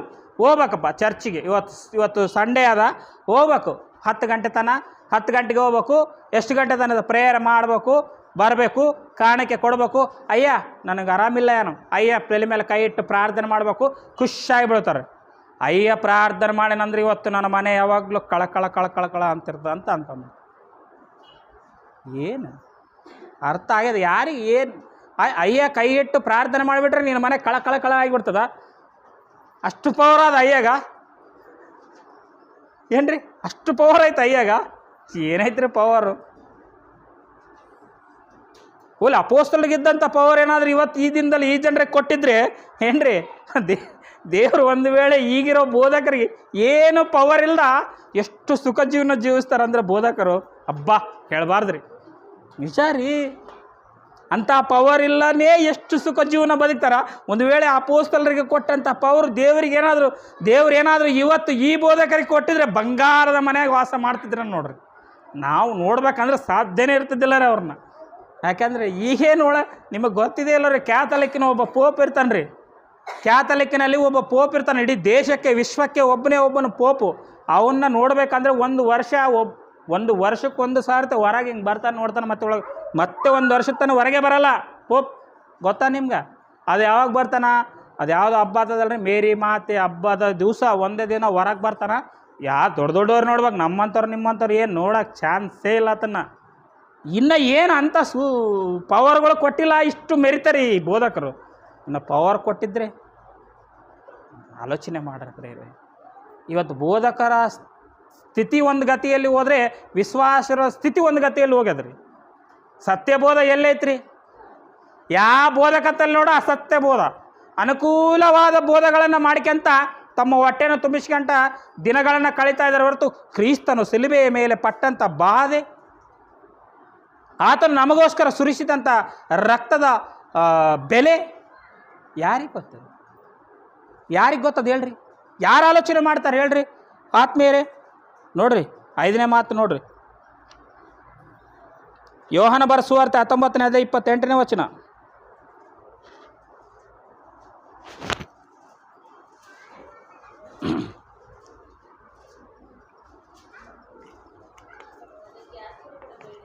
ಯೋಹಾನನು ಬರೆದ ಸುವಾರ್ತೆ 19ನೇ ಅಧ್ಯಾಯ 28ನೇ ವಚನ.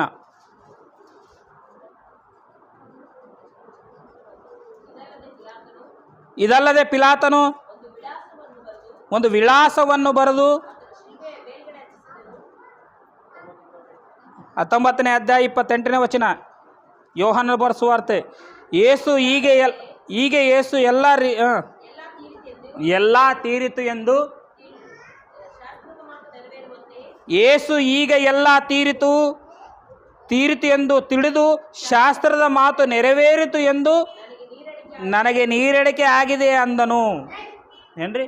ಇದು ಒಂದು ಮಾತು ಪ್ರೇರೆ. ಇದು ಒಂದು ಈ ಸಮಾಜದಲ್ಲಿರ್ತಕ್ಕಂಥ ಬೋಧಕರು 5ನೇ ಮಾತಾಗಿ ಇದನ್ನು ಪರಿಗಣಿಸ್ರಿ. ಇದು ಒಂದು 5ನೇ ಮಾತಂತ್ರಿ. ಮತ್ತು 6ನೇ ಮಾತು, 7ನೇ ಮಾತು, 8ನೇ ಮಾತು ಇಲ್ಲ ಐತೆ ಏನ್ರಿ? 6ನೇ ಮಾತಾಯ್ತು, 7ನೇ ಮಾತಾಯ್ತು, ಮತ್ತು 8ನೇ ಮಾತು ಇಲ್ವಾ ಯಸ್ವಾಮಿದು? 9ನೇದು ಇಲ್ವಾ? ಇಲ್ಲ, ಇಷ್ಟಕ್ಕೆ ಸ್ಟಾಪ್. ಏನ್ರಿ? ಈ ಮಾತು ಎಲ್ಲ ಮುಗಿತು, ಶಾಸ್ತ್ರದ ಮಾತು ನೆರವೇರಿತು ಅಂತ ಧರ್ಮಶಾಸ್ತ್ರದಲ್ಲಿ ಏನು ಬರೆದಿದೆಯೋ ಅದನ್ನು ನೆರವೇರಿಸುವುದಕ್ಕೆ ಬಂದನ. ಮತ್ತು ನೋಬಾಬು ಕಾಲದಿಂದ ಯೇಸು ಕ್ರಿಸ್ತು ಬರೋವರೆಗೂ ಅದಕ್ಕಿಂತ ಮುಂಚಿತವಾಗಿ ಇದ್ದಂಥ ಜನರು ಯಾರು ಧರ್ಮಶಾಸ್ತ್ರ ನೆರವೇರಿಸಿಲ್ಲ ರೀ. ಯಾರು ನೆರವೇರಿಸ್ಯಾರ ಹೇಳ್ರಿ? ಯಾರು ನೆರವೇರಿಸ್ಯಾರ? ಯಾರು ನೆರವೇರಿಸಿಲ್ಲ ಧರ್ಮಶಾಸ್ತ್ರವನ್ನು. ಆ ತಾಜ್ಞೆಗಳನ್ನು ಯಾರು ನೆರವೇರಿಸದೆ ಹೋದರು? ಆ ಧರ್ಮಶಾಸ್ತ್ರವನ್ನು ನೆರವೇರಿಸುವುದಕ್ಕಾಗಿ ಯೇಸುಸ್ವಾಮಿ ಬಂದ. ಅದರಲ್ಲಿ ಏನೇನು ಬರೆದಿದೆಯೋ ಅದೆಲ್ಲವೂ ಕೂಡ ಯೇಸುಸ್ವಾಮಿ ಏನು ಮಾಡಿದ? ನೆರವೇರಿಸಿದ ನಂತರ ಕೊನೆಯ ಮಾತು ಏನು ಹೇಳ್ತದೆ ಅಂದರೆ, ಶಾಸ್ತ್ರದ ಮಾತು ನೆರವೇರಿದಂತಾಯಿತು, ನನಗೆ ನೀರಡಿಕೆ ಆಗಿದೆ ಅಂದನು. ಈ ಮಾತು ಹಲವಾರು ಗ್ರಂಥಗಳಲ್ಲಿ ಕೂಡ ಬರೆಸಲ್ಪಟ್ಟಿದೆ ಪ್ರಿಯರೇ. ಅಂದರೆ ಪ್ರಿಯರೇ, ಇವತ್ತು ಕ್ರಿಸ್ತನ ಒಂದು ಬೋಧನ ನಾವು ಆಲೋಚನೆ ಮಾಡಿದ್ದೇ ಆದರೆ, ಕ್ರಿಸ್ತನ ಬೋಧ ಒಂದು ವೇಳೆ ನಮ್ಮ ಮೆದುಳಿಗೆ ತಗಲಿದ್ದೇ ಆದರೆ, ನಮ್ಮ ಮೆದುಳಿನ ಒಳಗೆ ಸೇರಿದ್ದೇ ಆದರೆ, ನಾವ್ಯಾರೂ ಕೂಡ ಈ ರೀತಿಯಲ್ಲಿ ಬದುಕಲ್ಲ ರೀ. ನಾವು ಈ ರೀತಿಯಲ್ಲಿ ಬದುಕಲ್ಲ ಪ್ರಿಯರೇ. ಹೇಗಾದರೂ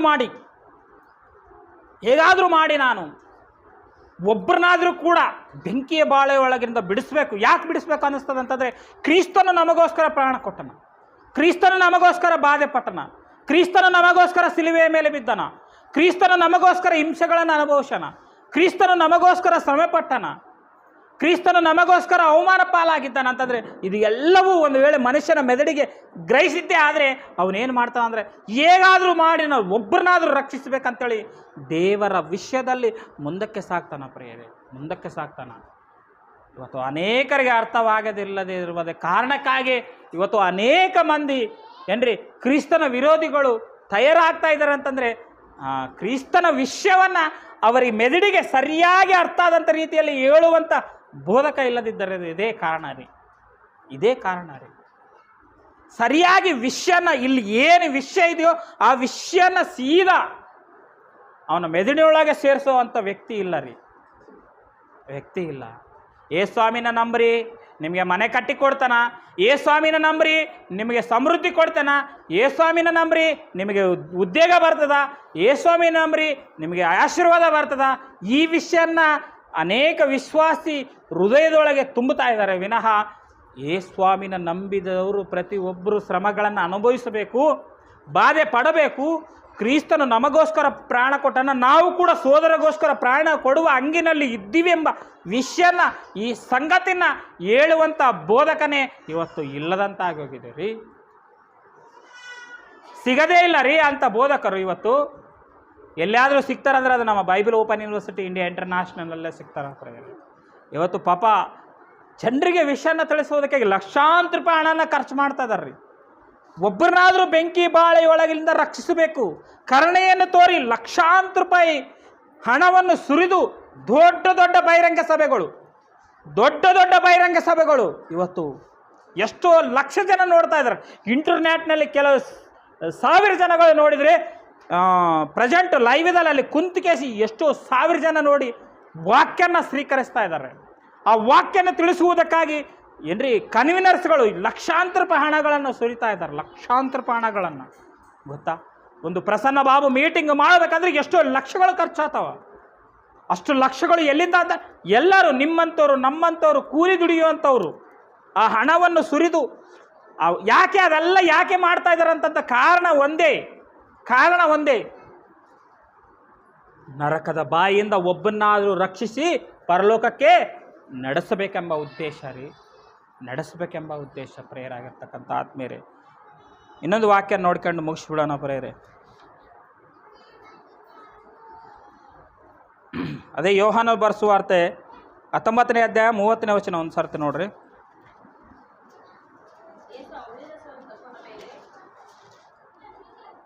ಯೇಸು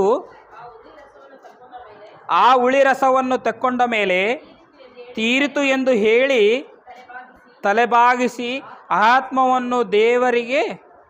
ಆತ್ಮವನ್ನು ಒಪ್ಪಿಸಿಕೊಟ್ಟನು.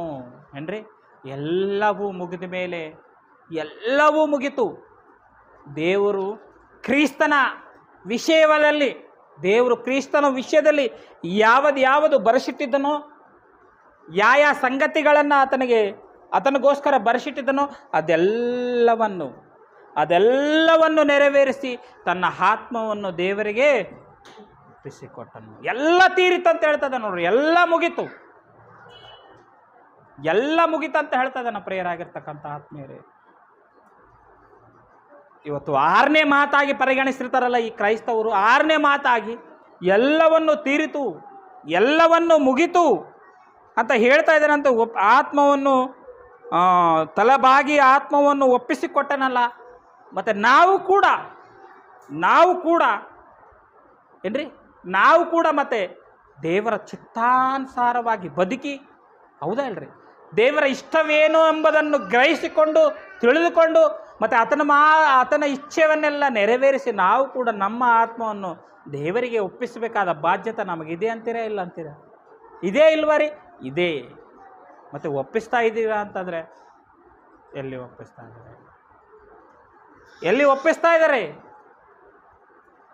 ಇವತ್ತು ಮನುಷ್ಯನು ತನ್ನನ್ನು ತಾನು ಕಾಪಾಡಿಕೊಳ್ಳುವುದಕ್ಕಾಗಿ, ತನ್ನನ್ನು ತಾನು ರಕ್ಷಿಸಿಕೊಳ್ಳುವುದಕ್ಕಾಗಿ ಶತಪ್ರಯತ್ನಗಳನ್ನು ಮಾಡ್ತಾ ಇದ್ದಾನೆ ಹೊರತು ಸ್ವಾರ್ಥ ಪ್ರಕಟಿಸಬೇಕು, ವಾಕ್ಯನ ಸಾರಬೇಕು, ಜನರಿಗೆ ಈ ವಾಕ್ಯವನ್ನು ತಿಳಿಸಬೇಕು, ಅವರ ಹೃದಯಕ್ಕೆ ಮುಟ್ಟಿಸಬೇಕಂತೇಳಿ ಯಾರು ಪ್ರಯತ್ನ ಮಾಡ್ತಾ ಇದ್ದಾರೆ, ಯಾರು ಆಲೋಚನೆ ಮಾಡ್ತಾ ಇದ್ದಾರೆ? ಕೊನೆ ಮಾತನ್ನು ಹೇಳಿ ಮುಗಿಸ್ತೀನಿ ಪ್ರೇಯರೇ. ಕೊನೆ ಮಾತು, 7ನೇ ಮಾತು.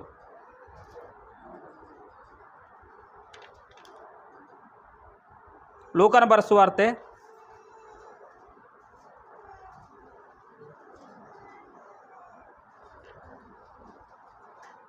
23ನೇ ಅಧ್ಯಾಯ 46ನೇ ವಚನ. 23ನೇ ಅಧ್ಯಾಯ 46ನೇ ವಚನ. ತಂದೆಯೇ,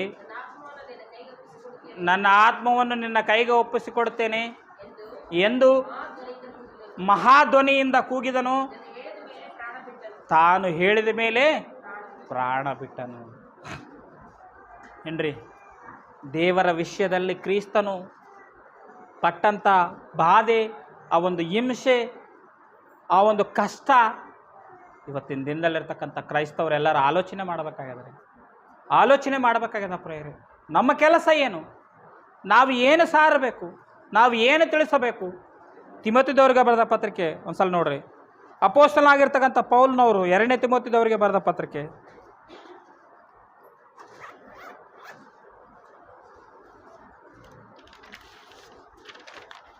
ಅಪೊಸ್ತಲನಾಗಿರ್ತಕ್ಕಂಥ ಪೌಲನವರು ತಿಮೋತಿದವರಿಗೆ ಬರೆದ ಪತ್ರಿಕೆ 2ನೇ ಪತ್ರಿಕೆ 3ನೇ ಅಧ್ಯಾಯ 16ನೇ ವಚನ ಒಂದ್ಸರ್ತಿ ನೋಡ್ರಿ. ದೈವ ಪ್ರೇರಿತವಾದ ಪ್ರತಿಯೊಂದು ಶಾಸ್ತ್ರವು ಉಪದೇಶಕ್ಕೂ ಖಂಡನೆಗೂ ತಿದ್ದುಪಾಟಿಗೂ ನೀತಿ ಶಿಕ್ಷೆಗೂ ಏನಾಗಿದಂತ್ರಿ? ಉಪಯುಕ್ತವಾಗಿದೆ. ವಾಕ್ಯ ಏನಂತ್ರಿ? ಖಂಡಿಸಬೇಕು, ಗದ್ದಿಸಬೇಕು. ಏನ್ರಿ? ಮನುಷ್ಯನಿಗೆ ವಾಕ್ಯದ ಮುಖಾಂತರ ತಿದ್ದುಪಡಿಸಬೇಕು. ಮನಸ್ಸನ್ನು ಬದಲಾಯಿಸುವ ರೀತಿಯಲ್ಲಿ ಬೈಬಲ್ ಬೋಧನ್ನ ಹೇಳಬೇಕ್ರಿ, ಖಂಡಿಸಬೇಕ್ರಿ, ಸತ್ಯನ ತಿಳಿಸಬೇಕ್ರಿ, ಸತ್ಯನ ಹೇಳ್ಬೇಕ್ರಿ, ವಾಕ್ಯನ ಪ್ರಕಟಿಸ್ಬೇಕ್ರಿ, ಸಮಾಜಕ್ಕೆ ಸುವಾರ್ತೆಯನ್ನು ಸಾರಬೇಕ್ರಿ. ಪ್ರತಿಯೊಬ್ಬ ಮನುಷ್ಯನು ಮಾರು ಮನಸ್ಸು ಹೊಂದಬೇಕಂದ್ರೆ ನಮ್ಮ ಮನೆಯಿಂದ ಕದಲಬೇಕ್ರಿ. ಏನಂತೇಳಿ ನನಗೆ ಗೊತ್ತಾ ಪ್ರೇರೆ? ಸರ್ವ ಲೋಕಕ್ಕೆ ಹೋಗಿ ಏನ್ರಿ, ಸರ್ವ ಸೃಷ್ಟಿಗೆ ಸುವಾರ್ತೆಯನ್ನು ಪ್ರಕಟಿಸಿರಿ, ನಂಬಿದವನಿಗೆ ದೀಕ್ಷಾ ರಕ್ಷಣೆ, ನಂಬದೆ ಹೋಗುವವನು ದಂಡನೆಗೆ ಗುರಿ ಆಗ್ತಾನ್ರಿ. ಕೊನೆಯ ವಚನ 4ನೇ ಅಧ್ಯಾಯ, ಅದೇ ತಿಮೋತಿದವರಿಗೆ ಬರೆದ ಪತ್ರಿಕೆ 3ನೇ ವಚನ. ಯಾಕೆಂದರೆ ಏನ್ರಿ, ಜನರು ಸ್ವಸ್ಥ ಬೋಧೆಯನ್ನು ಏನು ಮಾಡ್ತಾರಂತ್ರಿ? ಸಹಿಸಂಗಿಲ್ಲ ಅಂತ್ರಿ. ಅದಕ್ಕೆ ಇವತ್ತು ಪೀಡಿ ಸುಂದರರಾಗಿ ವಿರೋಧಿಗಳು ಭಾಳ ಮಂದಿ ಬೋಧಕರಿದ್ದಾರೆ. ಯಾಕೆಂದ್ರೆ ಹೇಳ್ರಿ, ಇದ್ದಿದ್ದಂಗೆ ಹೇಳ್ತಾನಪ್ಪ, ಇದ್ದಿದ್ದಂಗೆ ಹೇಳ್ತಾನ. ರೊಕ್ಕ ಮಾಡಿಕೊಳ್ಬಾಡ್ರಿ ಅಂತ ಹೇಳ್ತಾನ, ಆಸ್ತಿ ಮಾಡಿಕೊಳ್ಬಾಡ್ರಿ ಅಂತ ಹೇಳ್ತಾನ, ಕ್ರಿಸ್ತನಿಗಾಗಿ ಪ್ರಾಣ ಕೊಡ್ರ ಅಂತ ಹೇಳ್ತಾನ, ಕದಲ್ರಿ ಹಳ್ಳಿಗಳಿಗೆ ಹೋಗಿ ಸುವಾರ್ತೆ ಸಾರ ಅಂತ ಹೇಳ್ತಾನ. ಇತ್ತ ಬೋಧನೆ ಯಾರು ಸಹಿಸ್ತಾರೆ? ಅದಕ್ಕೆ ಪೀಡಿ ಸುಂದರರಾಗಿ ಎಷ್ಟೋ ಮಂದಿ ವಿರೋಧ. ಹೌದಾ ಇಲ್ಲ ರೀ? ನಮಗಿಲ್ಲ ಅಂತೀರ ವಿರೋಧಿಗಳು? ನಮಗ ಇದ್ದಾರೆ. ಯಾಕಿಲ್ಲ? ಏನೋ ನಾವು ಅವ್ರಿಗೇನೋ ತೊಂದರೆ ಮಾಡಿವಿ ಅಂತೇಳಿ ನಮಗೇನು ವಿರೋಧಿಗಳಿಲ್ಲ ರೀ. ನಾವು ಕ್ರಿಸ್ತನ್ ನಂಬಿದಕ್ಕಾಗಿ ಇದ್ದನ್ಗೆ ಹೇಳೋದಕ್ಕಾಗಿ ನಮ್ಗೆ ವಿರೋಧಿಗಳು ಇದ್ದಾರೆ. ಏನೋ ನಾವು ಅವ್ರಿಗೆ ಅನ್ಯಾಯ ಮಾಡಿವಿ ಅಂತೇಳಿ ಅವರಲ್ಲಿ ದೋಚ್ಕೊಂಡಿವಿ ಅಂತೇಳಿ ಕೇಸಿ ನಮಗೆ ವಿರೋಧಿಗಳಿಲ್ಲ. ಬೋಧ ಅಣ್ಣ ವಾಕ್ಯದ ಪ್ರಕಾರ ನಡಿಬೇಕಣ್ಣ ನಾವು. ಅಣ್ಣ ಸಾತ್ಯ ವಾಕ್ಯನ ತಿಳ್ಕೊಳ್ಬೇಕಣ್ಣ, ಯೇಸ್ವಾಮಿ ನಂಬಕಣ್ಣ ಅಂತ ಹೇಳೋದಕ್ಕೆ ವಿರೋಧಿಗಳು ನಮಗೆ ಇದ್ದಾರೆ. ಹೀಗೆ ಬದುಕಬೇಕಪ್ಪ, ಬೈಬಲ್ ಹೀಗೆ ಹೇಳ್ತದಪ್ಪ, ಬೈಬಲ್ ಸಿದ್ಧಾಂತ ಹೀಗಿದೆಯಪ್ಪ, ನಿನ್ನ ಸಿದ್ಧಾಂತ ಸೈಡ್ ಇಡಪ್ಪ ಅಂತ ಹೇಳಿದ್ರು ವಿರೋಧಿಗಳು ಇವತ್ತು ನಮ್ಗೆ. ಗೊತ್ತಾ? ನೋಡ್ರಿ, ಜನರು ಹಿತಬೋಧವನ್ನು ಹೋದ್ರಿ ಒಂದ್ಸರ್ತಿ 4ನೇ ಅಧ್ಯಾಯ 3ನೇ ವಚನ. 2ನೇ ಪೇತ್ರ 4ನೇ ಅಧ್ಯಾಯ 3ನೇ ವಚನ. ಜನರು ಸ್ವಸ್ಥ ಬೋಧನೆಯನ್ನು ಸಹಿಸಲಾರರು, ಕಾಲವು ಬರುತ್ತದೆ ಅದರಲ್ಲಿ ಅವರು ಏನಾಗ್ಯಾರಂತ್ರಿ? ಅವರು ತೀಟಿ ಕಿವಿ ಉಳ್ಳವರಾಗ್ಯಾರಂತ್ರಿ. ಏನ್ರಿ? ಬೈಬಲ್ ಮಾತು ಅಂದರೆ ಕಿವುಡ್ರಿದ್ದಂಗೆ ಮನುಷ್ಯರು. ಗೊತ್ತಾ ಇಲ್ರಿ? ಕಿವುಡ್ರಿದ್ದಂಗೆ ಕೇಳಿದ್ರೂ ಕೇಳಾರ್ದಂಗೆ ಓದ್ತಿರ್ತಾರೆ ರೀ ಕೆಲವರು. ಏನೋ ಹೇಳ್ತಾನ, ಇರಲಿ ನೋಡೋಣ, ನೆಕ್ಸ್ಟ್ ಟೈಮ್ ಕೇಳೋಣ, ನೆಕ್ಸ್ಟ್ ಟೈಮ್ ಆಲೋಚನೆ ಮಾಡೋಣ, ನೆಕ್ಸ್ಟ್ ಟೈಮ್ ಮೀಟಿಂಗ್ ಮಾಡೋಣ, ನೆಕ್ಸ್ಟ್ ಟೈಮ್ ರೊಕ್ಕ ಕೊಡೋಣ, ನೆಕ್ಸ್ಟ್ ಟೈಮ್. ದೇವರು ಆಕ್ಸಿಡೆಂಟ್ ಆಗುವಂಥ ಸಂದರ್ಭದಲ್ಲಿ ಅಲ್ಲಿ ಆಕ್ಸಿಡೆಂಟ್ ಆಗ್ತಾಯಿದೆ, ಯಾರಿಗೆ? ಅಂಜಿಗೆ. ನೋಡೋಣ ನೆಕ್ಸ್ಟ್ ಟೈಮ್ ಅಂತ ಓದ್ ಅನ್ಕೋರಿ. ನಮ್ಮ ಸ್ಥಿತಿ ಹೆಂಗಾಗಿರ್ತದೆ ರೀ? ಬಹಳ ಭಯಂಕರವಾಗಿರ್ತದ.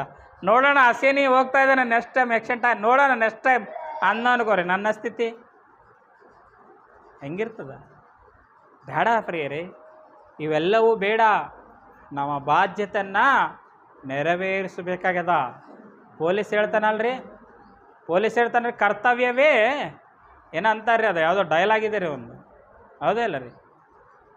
ದೇವರ ಕೆಲಸ ಅಂತ ಮಾಡ್ತಾನಂತ್ರಿ, ಕಾನೂನು ಕೆಲಸನ. ನಾವು ಕೂಡ ಏನ್ರಿ, ಕರ್ತವ್ಯ ಇದು ನಮ್ಮದು.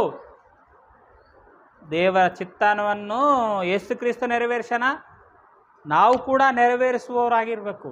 ಹೌದಾ ಇಲ್ಲ ರೀ? 7 ಮಾತಷ್ಟೇ ಆಡ್ಯಾನ, ಸ್ವಾಮಿ ಇನ್ನೂ ಮಾತಾಡ್ಯಾನ ಬೇರೆ ಬೇರೆನ ಏನ್ರಿ?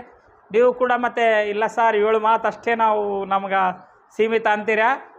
ಬೇಡ ರೀ. ಸ್ವಾಮಿ ಆಡಿದಂಥ ಮಾತುಗಳು ಇಷ್ಟ ಇದಾವೆ ರೀ. ಬರಿಬೇಕಂದ್ರೆ ಆತನು ಆಡಿದಂಥ ಮಾತುಗಳು ಬರಿಬೇಕಂದ್ರೆ ಭೂಮಿನೇ ಸರ್ವಂಗಿಲ್ಲ ಅಂತ ಹೇಳ್ಯಾರ ರೀ, ವಾಕ್ಯ ಹೇಳಿದದ. ಹೌದಾ ಇಲ್ಲ ರೀ? ಪ್ರೇರೆ, ಮತ್ತು ಈ ಮಾತುಗಳು ನಮ್ಮ ಆತ್ಮೀಯ ಲಾಭಕ್ಕಾಗಿ ದೇವ್ರ ಆಶೀರ್ವಾದಿಸಲಿ. ಒಂದು ಟ್ಯಾಗ್ ಸಾಂಗ್ ಆಡ್ರಿ, ಚೆನ್ನಾಗಿರೋದು, ಜಬರ್ದಸ್ತ್ ಇರೋದು. ಸ್ವಾಮಿ ಅದು ಇದಾಗ್ರಿ ಸಾಂಗ್.